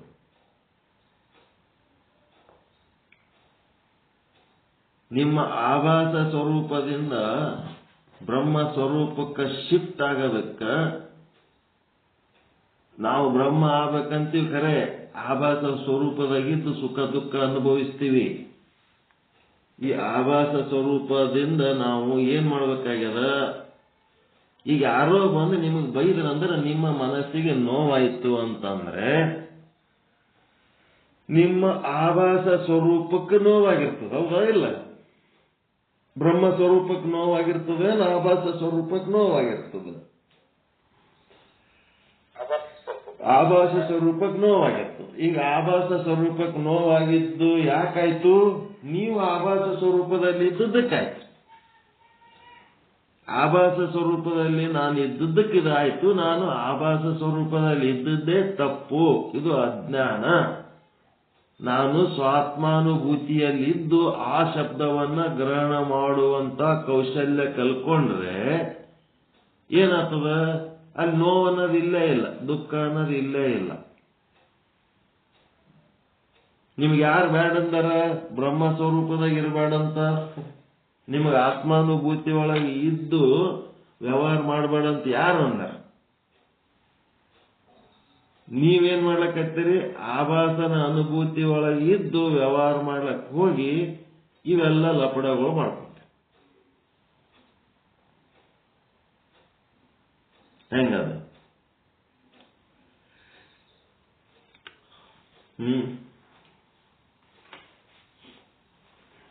ಅದಕ್ಕೆ ಹೇಳಲಕ್ಕ ಬರಬೇಕು, ಕೇಳಲಕ್ಕ ಬರಬೇಕು. ನೀವು ಹೇಳಿದ ಮಾತು ಸ್ವಾತ್ಮಾನುಭೂತಿಯ ಮಾತು ಇತ್ತು ಅಂದ್ರೆ ನುಡಿದಡೆ ಲಿಂಗ ಮೆಚ್ಚಿ ಅಹುದೌದೆನ್ನಬೇಕು. ಅಂದ್ರ ಎಲ್ಲರೂ ಒಪ್ಕೋಬೇಕು. ವೈರಿ ಸಹಿತ ನಿಮ್ಮ ವಾಕ್ಯವನ್ನು ವರ್ಣನೆ ಮಾಡಬೇಕು. ಎಂತ ಮಾತು ಹೇಳಿದ್ರ, ಎಂತ ಮಾತು ಹೇಳಿದ ಗುರುನಾಥ ಅಂತೇಳಿ ಅಂತಿರಲ್ಲ, ಹಂಗ ವೈರಿ ಸಹಿತ ವರ್ಣನೆ ಮಾಡಬೇಕು. ಅಂತ ಮಾತು ಎಲ್ಲಿಂದ ಬರ್ತದ? ಸ್ವಾತ್ಮಾನುಭೂತಿಯಿಂದ ಬರ್ತದೆ. ಆ ಸ್ವಾತ್ಮಾನುಭೂತಿಯಿಂದ ನಾವೇನ್ ಮಾಡ್ಬೇಕು? ಆಡಿದ ಮಾತು ಎಲ್ಲರಿಗೂ ಮೆಚ್ಚುಗೆ ಆಗಂತ ಮಾತಾಡ್ಬೇಕು. ಲಿಂಗ ಅಂದ್ರೆ ಎಲ್ಲರಿಗೂ ಸಂಬಂಧಪಟ್ಟದ್ದು, ಹೌದಲ್ಲ? ಅದು ಲಿಂಗ ಅಂದ್ರೆ ಏನು ಒಬ್ಬರಿಗೆ ಪಸಂದಾಗಿ ಇನ್ನೊಬ್ಬರಿಗೆ ಜಗಳಕ್ಕೆ ಬೀಳಂತ ಆಗ್ಬೇಕು. ಭೇದ ಭಾವ ಮಾಡಿದ್ದು ಮಂಗ. ಅಭೇದ ನಾ ಮಂಗ ಅಂತದ, ನಾನೇ ಭೇದ ಭಾವ ಮಾಡೀನಿ, ನನಗ್ಯಾಕೆ ನೀನ್ ಪ್ರವಚನದಾಗ ತಗೋತೈತೆ? ಅದನ್ನು ಸ್ಟ್ರೈಕ್ ಮಾಡಿದ್ರೆ ಮಾಡದೇ ಅದು. ನಾನೇನ್ ಭೇದ ಭಾವ ಮಾಡೀನಿ, ನನ್ನ ಪಾಡಿ ನಾನು ಅದೀನಿ, ನನಗ್ಯಾಕೆ ನೀನ್ ಪ್ರವಚನದಾಗ ತಗೋತೈತೆ? ಆ ಮಂಗನೂ ಜಗಳ ಮಾಡ್ಬೋದಲ್ರಿ? ಅದಕ್ಕೆ ಭೇದ ಭಾವ ಮಾಡಿದ್ದು ಅಜ್ಞಾನ. ಸ್ವಾತ್ಮಾನುಭೂತಿ ಒಳಗಿತ್ತಂತಂದ್ರೆ ಭೇದ ಭಾವ ಬರಂಗೇ ಇಲ್ಲ.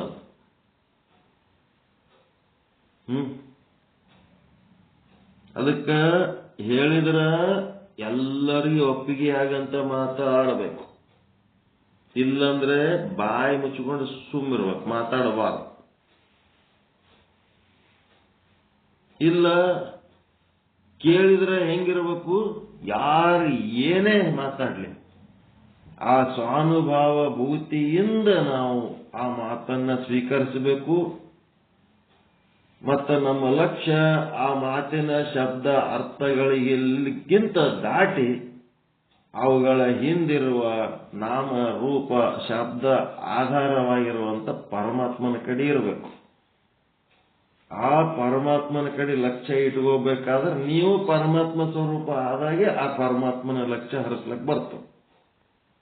ಪರಮಾತ್ಮನಿಂದ ಮಾತ್ರ ಪರಮಾತ್ಮನ ಕಡೆ ಲಕ್ಷ್ಯ ಹರಿಸ್ಲಿಕ್ಕೆ ಬರ್ತದೆ ಹೊರತು ಆಭಾಸನಿಂದ ಪರಮಾತ್ಮನ ಕಡೆ ಲಕ್ಷ್ಯ ಹರಿಸ್ಲಿಕ್ಕೆ ಆಗಂಗಿಲ್ಲ. ಆಭಾಸ ಏನ್ ಮಾಡ್ತಾನೆ? ಅಯ್ಯೋ ಹಿಂಗಾಯ್ತು ಹಂಗಾಯ್ತು ತಾವು ಗೋಳಾಡ್ತಿರ್ತಾನ. ಯಾವಾಗ ನೀವು ಪರಮಾತ್ಮ ಸ್ವರೂಪ ಆಗಿ ಪರಮಾತ್ಮನ ಕಡೆ ಲಕ್ಷ್ಯ ಹರಿಸ್ತೀರಿ, ಯಾವ ಶಬ್ದ ಸ್ಪರ್ಶ ರೂಪ ರಸಗಂಧಗಳು ನಿಮಗೇನು ಮಾಡಂಗಿಲ್ಲ. ನೀವು ಪರಮಾತ್ಮ ಸ್ವರೂಪ ಆದಾಗ, ನೀವು ಆಭಾಸ ಸ್ವರೂಪ ಆದಾಗ ಆ ಶಬ್ದಗಳು ತಗೊಂಡು ಗೋಳಾಡ್ತಿರ್ತೀರಲ್ಲ, ನಿಮಗೆ ಕೇಳಲಕ್ಕೆ ಬರ್ತಾ ಇಲ್ಲ ಅಂತಷ್ಟೇ.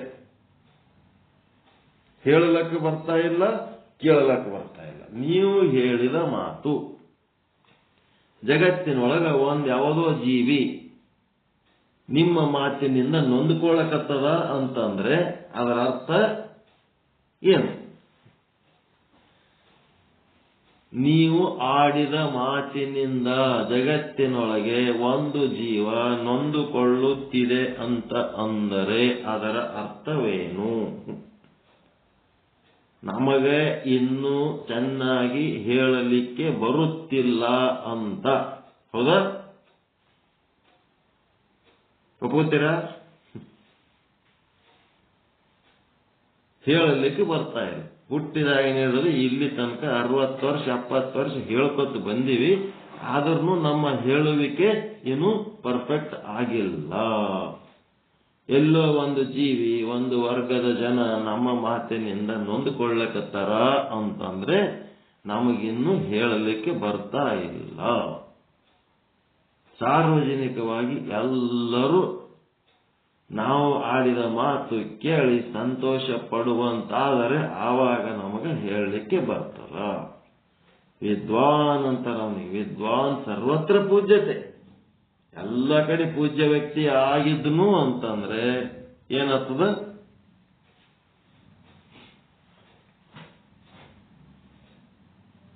ಎಲ್ಲ ಕಡೆ ಪೂಜ್ಯ ವ್ಯಕ್ತಿ ಆಗಿದ್ನಂದ್ರೆ ಅವನಿಗೆ ಚೆನ್ನಾಗಿ ಹೇಳಕ್ ಬರ್ತದ ಅಂತ. ಗೊತ್ತಾಯ್ತಾ? ನಿಮ್ ಬಾಯಿ ಕೆಲಸ, ವಾಗೀಂದ್ರಿಯ ಕೆಲಸ ಹೆಂಗಿರ್ಬೇಕು, ಎಷ್ಟು ಪರ್ಫೆಕ್ಟ್ ಇರೋದು ಗೊತ್ತಾಯ್ತಾ? ಸಾತ್ವಿಕರ ಲಕ್ಷಣ ಹೇಳಕತ್ತ ಚೆನ್ನಾಗಿ ಹೇಳಕ್ ಬರ್ಬೇಕು. ನೀವು ಹೇಳಿದ ಮಾತಿನಿಂದ ವಿಶ್ವದ ಯಾವ ಜೀವಿಯೂ ನೊಂದಿರಬಾರದು. ಅಂತ ಮಾತಾಡೋದು ಕಲಿಬೇಕು, ಅಂತ ಕೃತಿಗಳು ಮಾಡಬೇಕು, ಅಂತ ಆಲೋಚನೆಗಳು ಮಾಡಬೇಕು. ಮತ್ತೆ ಯಾರಾದರೂ ಏನಾದರೂ ಅಂದರೆ ಅದು ನಿಮ್ಮ ಮನಸ್ಸಿಗೆ ತಗೊಂಡು ನೀವು ದುಃಖ ಪಡ್ಲಕತ್ತೀರಿ ಅಂತಂದ್ರೆ ಅದರ ಅರ್ಥ ಏನು? ಕೇಳಲಕ್ಕೆ ಬರ್ತಾ ಇಲ್ಲ ನಿಮಗ ಅಂತ. ಚೆನ್ನಾಗಿ ಕೇಳಕ್ ಬರ್ತಾ ಇಲ್ಲ. ನೀವು ಕೇಳಕತ್ತಿದ್ದು ಏನು? ಶಬ್ದ ಅರ್ಥ ಕೇಳಕತ್ತೀರಿ. ಆ ಶಬ್ದ ಅರ್ಥದ ಹಿಂದಿರುವಂತ ಪರಮಾರ್ಥ, ಆ ಪರಮಾತ್ಮ ಏನದನ ಅವನ ಕಡೆ ಲಕ್ಷ್ಯ ಕೊಟ್ಟು ನಿಮಗೆ ಕೇಳಲಕ್ ಬರ್ತಾ ಇಲ್ಲ. ಯಾವನೋ ಒಬ್ಬ ಬಂದು ಹೊಡೆದ, ಅದನ್ನ ನಿಮಗೆ ಅನುಭವಿಸ್ಲಿಕ್ಕೆ ಬರ್ತಾ ಇಲ್ಲ ಅಷ್ಟೇ.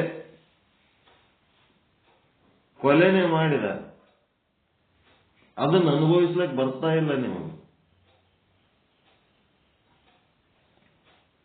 ಯಾಕಂದ್ರೆ ಒಂದಿನ ಇವ ಸಾಯವನೇ, ಇವತ್ತಿಲ್ಲ ನಾಳೆ ಸಾಯವನಿಗೆ ಒಬ್ಬ ಕೊಲ್ಲಕ್ ಬಂದಾಗ ನೀವೇನ್ ಮಾಡ್ಲಕತ್ತೀರಿ? ಆ ಕೊಲೆಗಡಕ ಮತ್ತು ಅವನ ಆಯುಧಗಳನ್ನೇ, ಕ್ರೌರ್ಯವನ್ನೇ ನೀವು ನೋಡ್ಲಕತ್ತೀರಿ.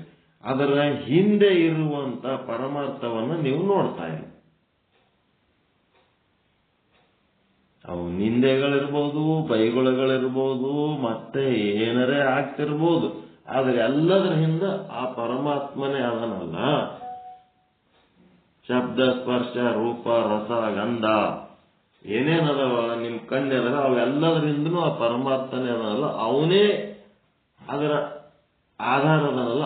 ಅವನಿಗೆ ನೋಡಿ ನೀವು ಇವುಗಳನ್ನ ಗಮನ ಮಾಡ್ಕೊಳ್ಳಕ್ಕೆ ಬರ್ತಾ ಇಲ್ಲ. ಅವನ ಕಡೆ ಲಕ್ಷ್ಯ ಇಟ್ಕೊಂಡು ಇವುಗಳನ್ನ ಗಮನ ಮಾಡ್ಕೋಬೇಕು. ಇದಕ್ಕೇನಂತಾರ? ಸ್ವಾತ್ಮಾನುಭೂತಿ. ಹೆಂಗಿದು? ಕೆಲಸ ಬಹಳ ಅದ ಇಲ್ಲ? ಏನೆಲ್ಲ ಮಾಡಿ ಮುಗಿಸಿರ? ಇನ್ನ ಚಾಲೂನೇ ಮಾಡಿಲ್ಲ ನಾವು. ಸ್ವಾತ್ಮಾನುಭೂತಿ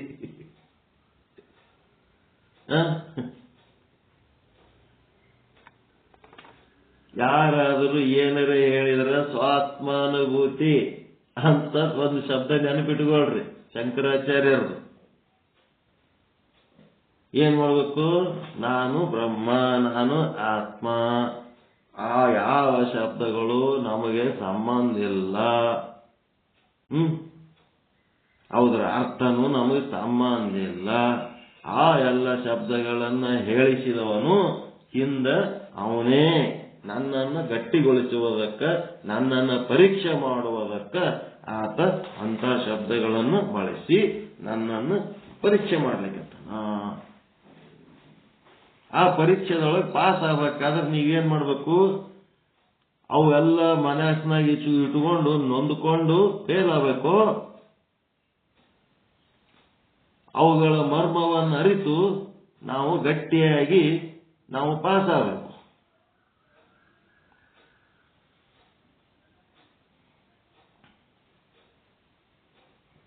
ಹೆಂಗಿಲ್ಲ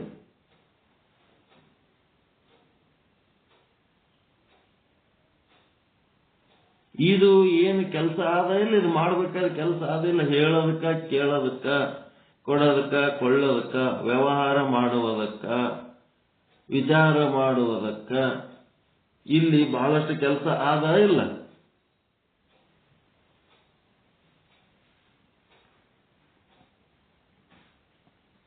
ಕೆಲಸ ಆದಂತ ಅನಿಸ್ತದ ಇಲ್ಲ? ಸುಮ್ ಕೂತ್ರಿ ಏನ್ ಹೇಳ್ಬೇಕು? ಹ್ಯಾಂಗ ಹೇಳ್ಬೇಕು ಅನ್ನೋದು ಕಲಿಬೇಕಾಗ್ಯದ, ಹ್ಯಾಂಗ ಕೇಳಬೇಕು ಅನ್ನೋದು ಕಲಿಬೇಕಾಗ್ಯದ. ಈ ಕೆಲಸ ಏನದಲ್ಲ, ಬಸವಾದಿ ಶರಣರು ಇದಕ್ಕೆ ಏನಂದ್ರು? ಆತ್ಮಾನುಭೂತಿ. ಶಂಕರಾಚಾರ್ಯರಂದ್ರು. ಬಸವಾದಿ ಶರಣರು ಏನಂದ್ರು? ಕಾಯಕ ಅಂದ್ರು. ಕಾಯಕ ಕಾಯಕ ಅಂದ್ರೆ ಇದಕ್ಕೆ ಕಾಯಕ ಅಂದ್ರೆ ಇದನ್ನ ಕಾಯಕ ಅಂದ್ರು. ಆಧ್ಯಾತ್ಮ ಸಾಧನೆಗೆ ಕಾಯಕ ಅಂದ್ರು ಶರಣರು. ಈ ಕಾಯಕ ಮಾಡಿ ಕಾಯವನ್ನ ಕೈಲಾಸ ಮಾಡ್ಕೋರಿ ಅಂತಂದ್ರು. ಕೂಳು ಸಂಪಾದನೆ ಮಾಡೋದಕ್ಕ, ರೊಕ್ಕ ಸಂಪಾದನೆ ಮಾಡೋದಕ್ಕ ಶರಣರು ಕಾಯಕ ಅಂದಿಲ್ಲ. ಆ ಕೂಳಿನ ಸಂಪಾದನೆ ಮಾಡೋದಕ್ಕ ಶರಣರು ಬೇಕಾಗಿಲ್ಲ. ಹೊಟ್ಟಿಗೆ ಕೂಳು ಸಂಪಾದನೆ ಮಾಡೋದಕ್ಕೆ ಶರಣರು ಹೇಳೋದ ಅದಕ್ಕೆ ಬೇಕ್ರಿ? ಗೊತ್ತಾಗಲ್ಲ. ಎಲ್ಲರೂ ದುಡ್ಕೊಂಡು ತಿನ್ಬೇಕನ್ನೋದು ಅವ್ರ್ಯಾಕೆ ಕೇಳ್ಬೇಕು?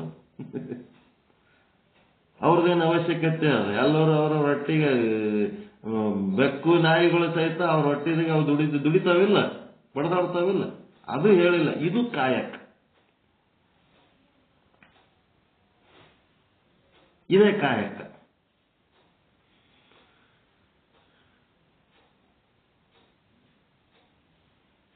ನೀವು ಹೊಟ್ಟಿ ಚಿಪ್ಪಲಿಗೆ ದಿನ 8 ತಾಸು ದುಡೋಕೆ ಒಂದು ಕೂಲಿ ತಗೊಂಡು ಬಂದ್ರೆ ಅದು ಕೈಲಾಸ ಆಗ್ತದೇನದು?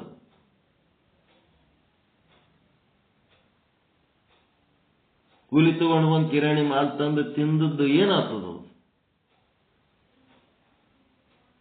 ಇಲ್ಲೆಲ್ಲ ನೋಡಿ, ಹೇಳೋದು, ಕೇಳೋದು, ಕೊಡೋದು, ತೊಳೋದು, ಮಾತಾಡೋದು ಎಲ್ಲಾನು ಹೆಂಗ್ ಮಾಡಬೇಕು ಅಂತೇಳಿ ಸ್ವಾತ್ಮಾನುಭೂತಿ ಏನದಲ್ಲ, ಇದು ಕಾಯಕ. ಈ ಅನುಭೂತಿ ಮಾಡ್ಕೊಳ್ಳೋದು ಕಾಯಕ. ಇದನ್ನೇ ಕಾಯಕ ಅಂದ್ರೆ. ಮುಂಜಾನೆ ಹಿಡಿದು ಸಂಜೆ ತನಕ ನೀವೇಟ್ ಕಾಯಕ ಮಾಡ್ತೀರಪ್ಪ ಸ್ವಾತ್ಮಾನುಭೂತಿಲಿಂತ? ಹೆಂಗ್ ಗೊತ್ತ ಹಂಗೆ ಹೊಡಿತಿರ್ತೀರಿ ಗಾಡಿ. ಕಾಯವೇ ಕೈಲಾಸ. ಎದರಿಂದ ಆಗ್ತದಂದ್ರೆ ಈ ಪಾರಮಾರ್ಥಿಕ ಕಾಯಕ ಮಾಡೋದ್ರಿಂದ ಆಗ್ತದ. ಕಾಯಕ ಮಾಡಿ ಮೊದಲ ನೀವು ನೆಟ್ಟಗಾರಿ, ಆಮೇಲೆ ಏನ್ ಮಾಡ್ರಿ? ನೀವು ಏನು ಅನುಭವಿಸಿರಿ ನಿಮ್ಮ ಆನಂದವನ್ನ ಇತರರಿಗೆ ಹಂಚ್ರಿ. ಅದೇ ದಾಸೋಹ. ಅದೇ ದಾಸೋಹ. ನಿಮ್ಮ ಜ್ಞಾನ ಇನ್ನೊಬ್ಬರಿಗೆ ಹಂಚ್ರಿ, ನಿಮ್ಗಾದ ಆನಂದ ಇನ್ನೊಬ್ಬರಿಗೆ ಹಂಚ್ರಿ. ಅದೇ ದಾಸೋಹ. ನಮ್ಮ ಮನೆಗೆ 4 ಮಂದಿ ಇದೀವಿ, ದಾಸೋಹ ಮಾಡ್ತೇವೆ ಅಂತೇಳಿ ಇನ್ನೊಂದು 4 ಮಂದಿ ಕರ್ಕೊಂಡು ಉಂಡೇವಂತ ದಾಸೋಹ. ಯಾವ ದಾಸೋಹ? ದಾಸೋಹ ಅಂತಾರೆ ನಾವು. ಆ ದಾಸೋಹ ಹೇಳಿಲ್ಲ ಶರಣರು. ಆತ್ಮಜ್ಞಾನಿಗಳು ಬಂದಕ್ಕೆ 4 ಮಂದಿ ಕರ್ಕೊಂಡು ಉಂಡ್ರಿ ಅಂತ ಹೇಳಿಕೆ ಎಲ್ಲರಿಗೂ ಗೊತ್ತದ.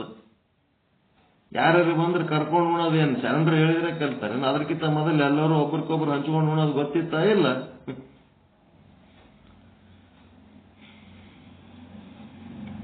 ಇದನ್ನೇ ಕಾಯಕ ಅಂದದ್ದು. ಕಾಯಕ ಅಂತಂದ್ರೆ ಆಧ್ಯಾತ್ಮ ಸಾಧನೆ.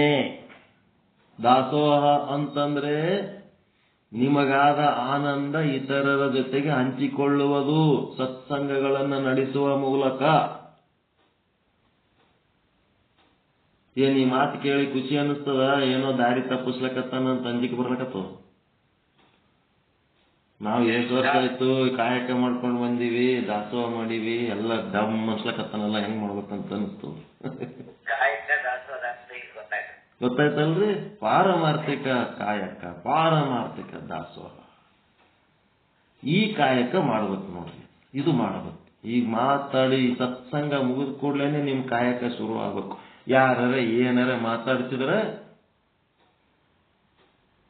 ಸ್ವಾತ್ಮಾನುಭೂತಿಯಿಂದ ಆ ಮಾತುಗಳನ್ನ ಕೇಳಬೇಕು. ಮತ್ತೆ ನೀವು ಅವನಿಗೆ ಪ್ರತಿಕ್ರಿಯೆ ನೀಡಬೇಕಾದ್ರೆ ನಿಮ್ಮ ಸ್ವಾತ್ಮಾನುಭೂತಿಯಿಂದ ಅವನಿಗೆ ಪ್ರತಿಕ್ರಿಯೆ ನೀಡಬೇಕು. ನೀವು ಆಡುವ ಮಾತು ಅವನಿಗೆ ಕೇಳಿಸಿರ್ಬಹುದು, ನಿಮ್ಮ ಹೆಂಡ್ರ ಮಕ್ಕಳಿಗೆ ಕೇಳಿಸಿರ್ಬಹುದು, ಸುತ್ತಮುತ್ತ ಓಣೆನವ್ರಿಗೆ ಕೇಳಿಸಿರ್ಬಹುದು. ಎಲ್ಲರೂ ಕೇಳಿದ್ರು ಆ ಮಾತಿನ್ನ ಕೇಳಬೇಕನ್ನಿಸ್ಬೇಕು. ಅದು ಸ್ವಾತ್ಮಾನುಭೂತಿ.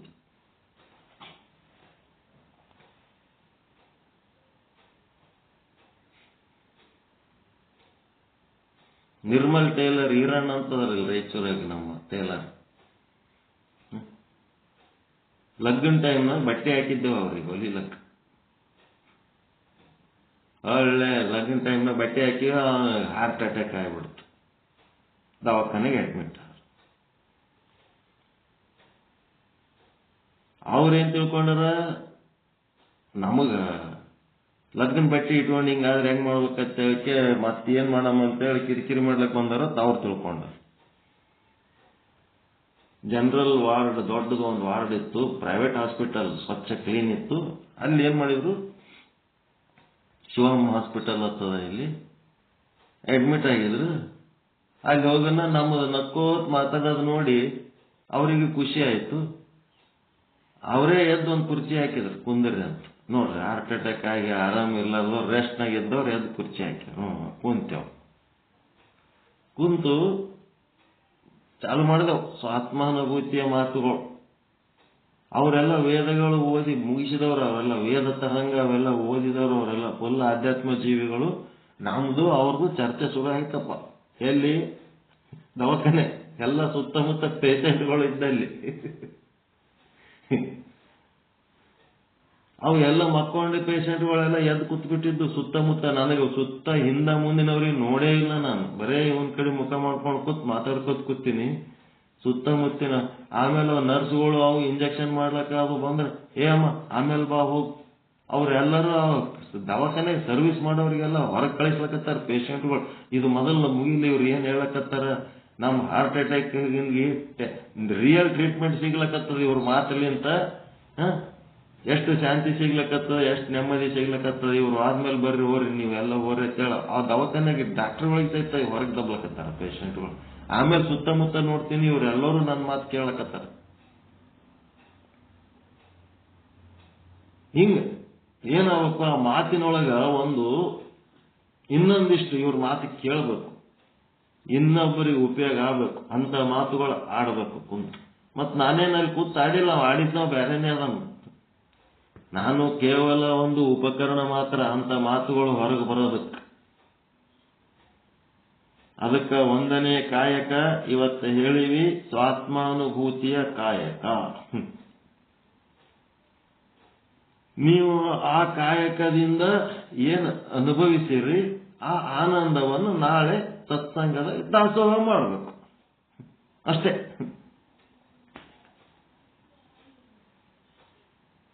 ಸುಮ್ಮ ಸತ್ವಗುಣ, ರಜೋಗುಣ, ತಮೋಗುಣ ಅಂತೇಳಿ ದೇಶಾವರಿ ಜ್ಞಾನ ತಿಳ್ಕೊಂಡದ್ದಕ್ಕ ಮತ್ತ ಇಲ್ಲಿ ಒಂದು ಹನಿಯಷ್ಟು ನಾವು ಸಾಧನೆ ಮಾಡೋದಕ್ಕ ಆ ಜ್ಞಾನದ ಒಂದು ಸಾಗರಕ್ಕ ಈ ಒಂದು ಹನಿ ಸಾಧನೆಯ ಮುಂದ ಆ ಇಡೀ ಜ್ಞಾನದ ಸಾಗರ ಏನೂ ಅಲ್ಲ.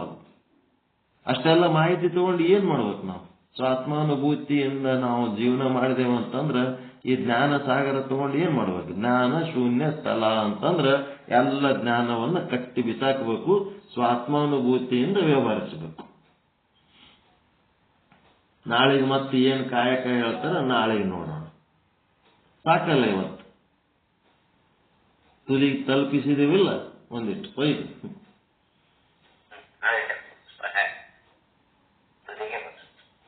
ಹೇಳಕ್ ಬರ್ಬೇಕು, ಕೇಳಕ್ ಬರ್ಬೇಕು, ಇವೆರಡು ಕಲಿಬೇಕು. ಯಾರೇ ಏನರೇ ನಿಮಗ ಅಂದ್ರೆ ನೀವು ಆ ಮಾತಿನ ಶಬ್ದ ಅರ್ಥಗಳಲ್ಲಿರುವ ಕೆಟ್ಟತನವನ್ನ ತಗೊಳ್ಳಾರ್ದೆ ಏನರೇ ಕಲ್ಯಾಣಕಾರಿ ಕೆಲಸ ಇದ್ರೆ ಮಾಡಬೇಕು. ಇಲ್ಲ ಅಂತಂದ್ರೆ ಎಲ್ಲ ಶಬ್ದಗಳ ಹಿಂದಿರುವಂತ ನಾಮ ರೂಪ ಆಧಾರ, ಶಬ್ದಕ್ಕೆ ಆಧಾರವಾಗಿರುವ ಪರಮಾತ್ಮನೇ ನನಗ ಈ ರೀತಿ ಒಂದು ಸನ್ನಿವೇಶ ರಚನೆ ಮಾಡಿ ಈ ರೀತಿ ನುಡಿಸ್ಯಾನ. ನಾನೆಷ್ಟು ಗಟ್ಟಿಯಾಗಿನಿ ಪರೀಕ್ಷೆ ಮಾಡ್ಲಕ್ಕ, ಅದಕ್ಕೆ ಪರೀಕ್ಷೆ ಒಳಗೆ ನಾ ಪಾಸ್ ಆಗಬೇಕು ಅಂತಂದ್ರ ನಾನು ಆಭಾಸನಾಗಿ ಅದನ್ನ ಗ್ರಹಣ ಮಾಡಿ ದುಃಖಿ ಆಗದನ್ನ ಬಿಟ್ಟು ನಾನು ಕೂಟಸ್ಥನಾಗಿ ಅದನ್ನ ಗ್ರಹಿಸಿ ಅದಕ್ಕೆ ನನಗೆ ಸಂಬಂಧ ಇರಲಾರ್ದಂಗ ಬಯಲು ಸ್ವರೂಪವಾಗಿ ಎದ್ದು ಬಿಡೋದು. ಆತ್ಮನ ವಿಚಾರ ಆತ್ಮನಿಗೆ ಸಂಬಂಧ, ನಮಗೇನು ಸಂಬಂಧ ಇಲ್ಲ ಅಂತೇಳಿ ಆಳಿನ ಅರಸನ ಸುದ್ದಿ ಅರಸರಿಗಲ್ಲದೆ ಆಳಿಂಗೆ ಕಯ್ಯ ಅಂತೇಳಿ, ಹಿಂಗಾಗಿ ಅರಸನ ಉದ್ದೇಶ ಏನದ, ಅನುಚಿತವಾದ ಮಾತುಗಳನ್ನ ಆಡಿ ನೋಡಿ ನನ್ನ ಗಟ್ಟಿತನವನ್ನ ಪರೀಕ್ಷೆ ಮಾಡುವುದಕ್ಕೆ. ನಾನು ಗಟ್ಟಿಯಾಗದ ಬಿಟ್ಟಿಗೆ ನಾನು ಆ ವಿಚಾರಗಳನ್ನ ಮಾಡಿದೀನಿ ಅಂತಂದ್ರ ಆ ಅರಸನ ಉದ್ದೇಶ ಫೇಲಾಗ್ಬಿಡ್ತು. ಅರಸನ ಉದ್ದೇಶ ನಿಮಗ ಒಂದು 4 ಮಾತು ಬಂದಾಗ ನೀವು ಹೆಂಗಿರ್ತೀರಿ ನೋಡಿ ಗಟ್ಟಿ ಆಗ್ರಿ ಅಂತ ಅರಸನ ಉದ್ದೇಶ ನಿಮಗೊಂದು 4 ಮಾತು ಅನ್ನಂಗ ಮಾಡ್ಯಾನ. ಆ ಮಾತು ಬಂದಾಗ ಅದನ್ನು ಕೇಳಿ ನೀವು ದುಃಖಿ ಆದ್ರಿ, ವ್ಯಗ್ರರಾದ್ರಿ, ಚಿಂತಿತರಾದ್ರಿ ಅಂತಂದ್ರ ಆ ಅರಸನ ಉದ್ದೇಶ ವೇಸ್ಟ್ ಆಗ್ತದೆ.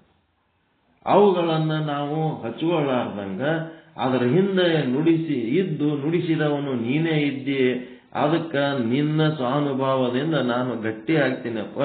ಆ ಶಬ್ದಗಳ ಅರ್ಥಗಳ ಯಾವ ಸಂಬಂಧಗಳು ನನಗಿಲ್ಲ, ನನಗೆ ಸಂಬಂಧ ಇರೋದು ನಿನ್ನ ಸಂಬಂಧ. ನಾಮರೂಪಗಳ ಸಂಬಂಧ ನನಗಲ್ಲಪ್ಪ, ನನಗ ನಾಮರೂಪ ಆಧಾರದ ಸಂಬಂಧ. ನಾಮ ರೂಪ ಅದೇನು ಶಬ್ದ ಸ್ಪರ್ಶ ರೂಪ ರಸ ಗಂಧ ಏನೋ ಅದ್ರ ಹಿಂದಿರೋ ಆಧಾರ ನೀನು ನನಗೆ ಸಂಬಂಧಪ್ಪ, ಅವೆಲ್ಲ ನನಗೆ ಸಂಬಂಧ ಇಲ್ಲ ಅಂದ್ರೆ ಗಟ್ಟಾಗಿ ಬಿಡ್ತೀರ. ಮತ್ತ ನೀವು ಮಾತಾಡಿದ್ದು ಸ್ವಾನುಭಾವದ ಮಾತು ಆಡಿದ್ರಿ ಅಂತಂದ್ರೆ ಎಲ್ಲರೂ ಒಪ್ಪುಗಳಂತ ಮಾತುಗಳು ಆಡಬೇಕು. ಅಂದ್ರೆ ಎಲ್ಲಾ ಶಬ್ದಗಳು ಬಾಂದಾಗ್ಬಿಡ್ತಾವ. 1 ಅಥವಾ 2 ಮಾತು ಬರ್ತಾವ ಅಷ್ಟೇ, ಹೆಚ್ಚು ಮಾತುಗಳು ಬರಂಗಿಲ್ಲ. ಶುದ್ಧ ರೂಪದಾಗ ಎಷ್ಟಿರ್ತಾವ, ಸೋಸಿದ್ರೆ ಎಷ್ಟಿರ್ತದೆ, 1 ಹನಿ ಬರ್ತದೆ ತೀರ್ಥ, ಬಿಟ್ರೆ ರಾಡಿ ಎಲ್ಲ ಬರ್ತದೆ. ಸೋಸಿ ಮಾತಾಡೋದು ಕಲೀರಿ ಅಂತ. ಇದಕ್ಕೆ ಕಾಯಕ ಅಂತಾರ. ಆಧ್ಯಾತ್ಮ ಸಾಧನೆಗೆ ಕಾಯಕ ಅಂತಾರ. ಆ ಆಧ್ಯಾತ್ಮ ಸಾಧನೆ ಮಾಡಿ ಕಾಯಕ ಮಾಡಿ ನಿಮ್ಮ ಕಾಯ ಕೈಲಾಸ ಆಗಿ ಆ ಕೈಲಾಸದೊಳಗೆ ಶಿವನನ್ನ ಅನುಭವಿಸಿ ಆನಂದ ಹೊಂದಿ ನಿಮಗಾದ ಆನಂದ ಇತರರಿಗೆ ಹಂಚಿದ್ರಿ ಅಂತಂದ್ರೆ ಅದು ದಾಸೋಹ. ಇಷ್ಟೇ ಇರೋದು ಮಜಾ. ಇಷ್ಟು ಮಾಡ್ಕೊತಿದ್ರು ಮನುಷ್ಯ ಜನ್ಮ ಸಾರ್ಥಕ. ಪರಮಾನಂದ ಪ್ರಾಪ್ತಿ ರೂಪ, ಸರ್ವ ದುಃಖ ನಿವೃತ್ತಿ ರೂಪ, ಮೋಕ್ಷ ಅಂಗೈ ನೆಲ್ಲಿಕಾಯಿ ಇದ್ದಂಗ. ಈ ರೀತಿ ನಮ್ಮ ವ್ಯವಹಾರ ಇತ್ತಂದ್ರೆ ಎಲ್ಲರಿಗೂ ಶರಣಾರ್ಥಿ. ಪರಮಾನಂದ ಪ್ರಾಪ್ತಿ ಭವ, ಸರ್ವ ದುಃಖ ನಿವೃತ್ತಿ ಭವ, ಇಷ್ಟಾರ್ಥ ಸಿದ್ಧಿರಸ್ತು. ಯಶಸ್ವಿ ಭವ, ಯಶಸ್ವಿ ಭವ. ಜೈ ಶುದ್ಧ ಬ್ರಹ್ಮ, ಜೈ ಜೈ ಶುದ್ಧ ಬ್ರಹ್ಮ. ಓಂ ಶಾಂತಿ ಶಾಂತಿ ಶಾಂತಿ. ಶರಣು ಶರಣ ಶರಣು.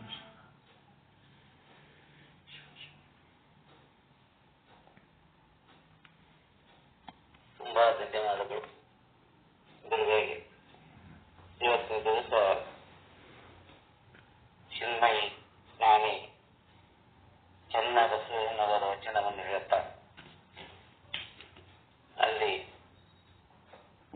ಕಠಿಣ ಒಂದು ಶ್ರದ್ಧೆಯಿಂದ ಮೃದುವಾದ ಅರ್ಥವನ್ನು ಗ್ರಹಿಸುವವರಿಗೆ ಮಾತ್ರ ಆ ವಚನದ ಅರ್ಥದ ಹಿಂದಿನ ವಿಷಯ ಗೊತ್ತಾಗ್ತದೆ. ಮತ್ತು ಯಾವುದೇ ಒಂದು ವಿಚಾರ ಹೇಳಬೇಕಂತಂದ್ರೆ ಅವರ ಮನಸ್ಸು ಒತ್ತಡಕ್ಕಿರ್ತಕ್ಕಂಥ ಭಾವನೆಯಿಂದ ಶಿವನ ಸ್ಮರಣೆ ಮಾಡೋವರಿಗೆ ಶಿವನ ಅರನನ್ನು ನಿಂದಿಸಿ ಶಿವನ ಕಡೆ ಲಕ್ಷ್ಯ ಕೊಡಿಸುವುದು ಮತ್ತು ವಿಷ್ಣುವಿನ ಕಡೆ ಇರ್ತಕ್ಕಂಥ ಮನಸ್ಸಿನವರನ್ನು ಅದರಲ್ಲೇ ಚಿತ್ತದಲ್ಲಿ ಕೃಷ್ಲಿಕ್ಕೆ ಮಾಡಿಕೊಡ್ತಕ್ಕಂಥ ವಿಚಾರದಲ್ಲಿ ಶಿವನನ್ನು ಪೂಜಿಸುವುದು. ಈ ತರ ಚಿಂತನೆಯಲ್ಲಿ ಕೂಡ ಒಂದು ಆಧ್ಯಾತ್ಮದ ಒಂದು ವಿಚಾರ ಬರ್ತಕ್ಕಂಥ ವಿಚಾರವನ್ನು ನಾವು ತಿಳ್ಕೊಂಡಿವಿ. ಪ್ರತಿಯೊಂದು ಮಹತ್ವದ ವಚನದಲ್ಲಿ ಹಿಂದೆ ಒಂದು ಜ್ಞಾನವಾದ ಇರ್ತದೆ. ಕೇವಲ ಒಂದು ನಂಬಿದ ಚೌಡನ ವಚನ ಆಗಲಿ, ಚನ್ನಬಸವನವರ ವಚನ ಆಗಲಿ, ಅದನ್ನು ನಾನು ಕಠಿಣ ಶಬ್ದಕ್ಕೆ ನಾವು ತಾಕಿದಾಗ ಆ ಶಬ್ದದ ಹಿಂದಿನ ಅರ್ಥ ಗೊತ್ತಾಗುವುದಿಲ್ಲ.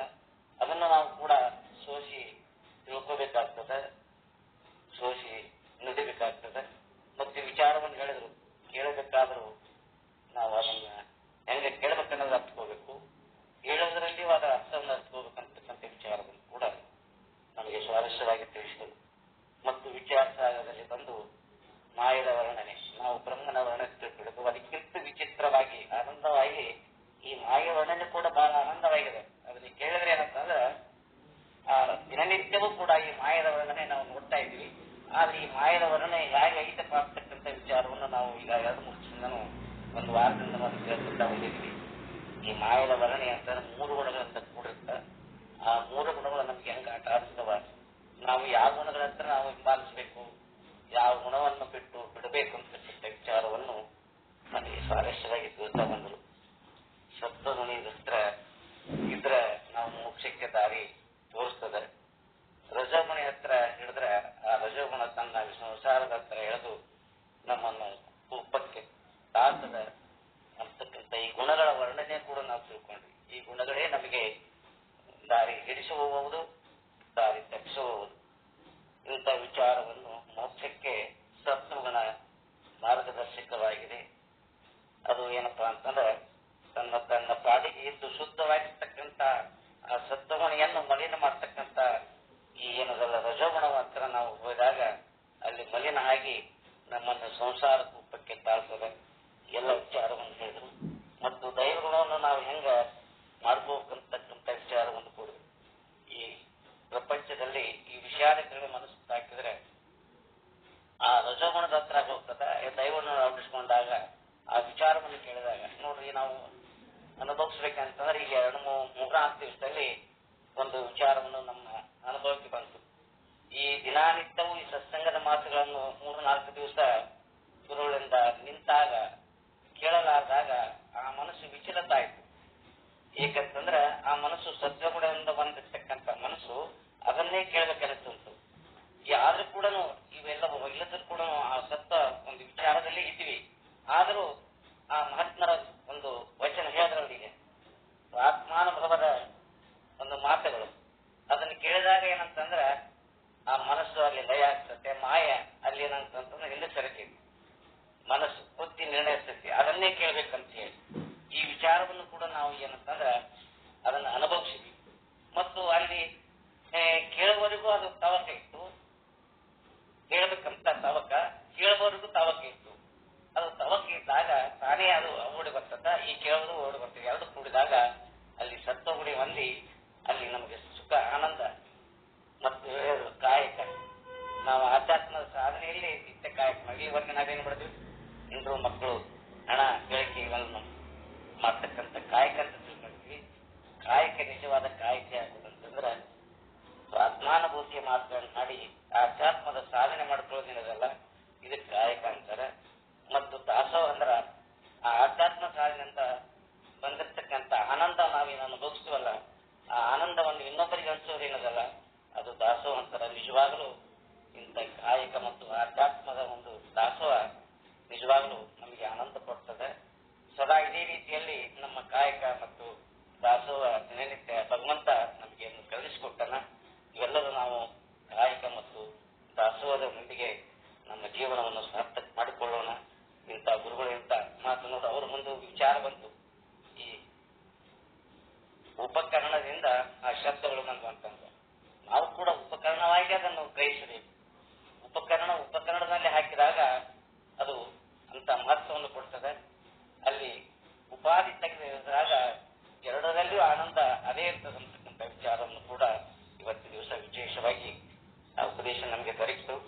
ಅಂತ ಗುರುಗಳಿಗೆ ನಮ್ಮೆಲ್ಲರ ಪರವಾಗಿ ತುಂಬಾ ತುಂಬಾ ಧನ್ಯವಾದ ಹೇಳ್ತಾ ಇವತ್ತಿನ ಒಂದು ಪಾಠಕ್ಕೆ ಒಂದು ಮಂಗಳಾರತಿಯೊಂದಿಗೆ ಇವತ್ತಿನ ಕಾರ್ಯಕ್ರಮ ಮುಕ್ತಾಯಗೊಳಿಸೋಣ. ಗೌರಂತ ಅವರು ಅದನ್ನು ನಡೆಸಿಕೊಡ್ಬೇಕಾಗಿ ಅವರಿಗೆ ನಡೆಸಿಕೊಡ್ಬೇಕು.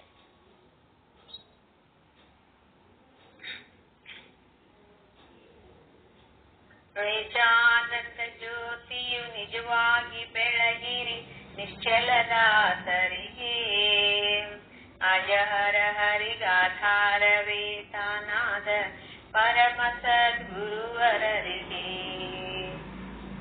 ಸ್ತುತಿಸಿರದರ್ಥವ ಮತಿಯಲ್ಲಿ ನೆಲೆಸಿದ ಪತಿತ ಪಾವನನಿಗೆ, ಗತಿಗಾಣದ ನರ ಅಜ್ಞರಿಗರುವನ್ ತೋರಿದ ಧೀರನಿಗೆ, ಕುಟಿಲೋಕ್ತಿಗಳನ್ನು ಕಟುವಾಗಿ ಟೀಕಿಸಿ ದಿಟವನು ಬೋಧಿಪಗೆ, ಷಡ್ದರ್ಶನದ ಸಾರವ ಬೀರಿದ ಯುಕ್ತ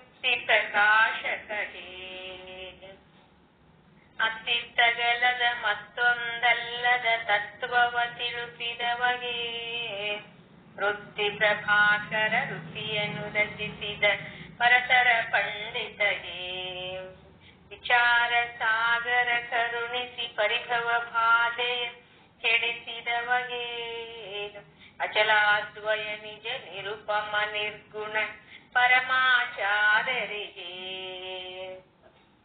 ಪರಮದಯಾನಿಧಿ ದಾದು ಗುರುವಿನ ಬೋಧಾಮೃತ ಸುತಗೆ ವರಪ್ರಣವಾತ್ಮಕ ನಿಗಮಾತೀತಗೆ ನಿಶ್ಚಲದಾಸರಿಗೆ ನಿಶ್ಚಲದಾಸರ ಕೃತಿಯನ್ನು ಅರುಹಿದ ಗುರು ಶಿವಾನಂದರಿಗೆ ನಿಶ್ಚಿಂತವಾಗಿ ನಿಜವನ್ನು ಹೊಂದಿದ ಗುರುನಾಥ ನಿಮ್ಮಡಿಗೆ ನಿಜಾನಂದ ಜ್ಯೋತಿಯು ನಿಜವಾಗಿ ಬೆಳಗಿರಿ ನಿಶ್ಚಲದಾಸರಿಗೆ ಅಜಹರ ಹರಿಗಾಧಾರವೇ ತಾನಾದ ಪರಮ ಸದ್ಗುರುವರರಿಗೆ ಪರಮ ಸದ್ಗುರುವರರಿಗೆ ಓಂ ಪೂರ್ಣಮದ ಪೂರ್ಣಮಿದಂ ಪೂರ್ಣಾತ್ ಪೂರ್ಣಮುದಚ್ಯತೆ ಪೂರ್ಣಸ್ಯ ಪೂರ್ಣಮಾದಾಯ ಪೂರ್ಣಮೇವಾವಶಿಷ್ಯತೆ ಓಂ ಶಾಂತಿ ಶಾಂತಿ ಶಾಂತಿ ಪರಮಾನಂದ ಪ್ರಾಪ್ತಿ ಭವ ಸರ್ವ ದುಃಖ ನಿವೃತ್ತಿ ಭವ ಇಷ್ಟಾರ್ಥ ಸಿದ್ಧಿರಸ್ತು ಯಶಸ್ವಿ ಭವ ಯಶಸ್ವಿ ಭವ ಓಂ ಶಾಂತಿ ಶಾಂತಿ ಶಾಂತಿ ಎಲ್ಲ ಗುರುಗಳಿಗೂ ಶರಣು ಶರಣಾರ್ಥಿಗಳು ಎಲ್ಲ ಮಹಾತ್ಮರಿಗೂ ಶರಣು ಶರಣಾರ್ಥಿ ಎಲ್ಲ ಶುದ್ಧ ಬ್ರಹ್ಮ ಶರಣ ಶರಣಾರ್ಥಿ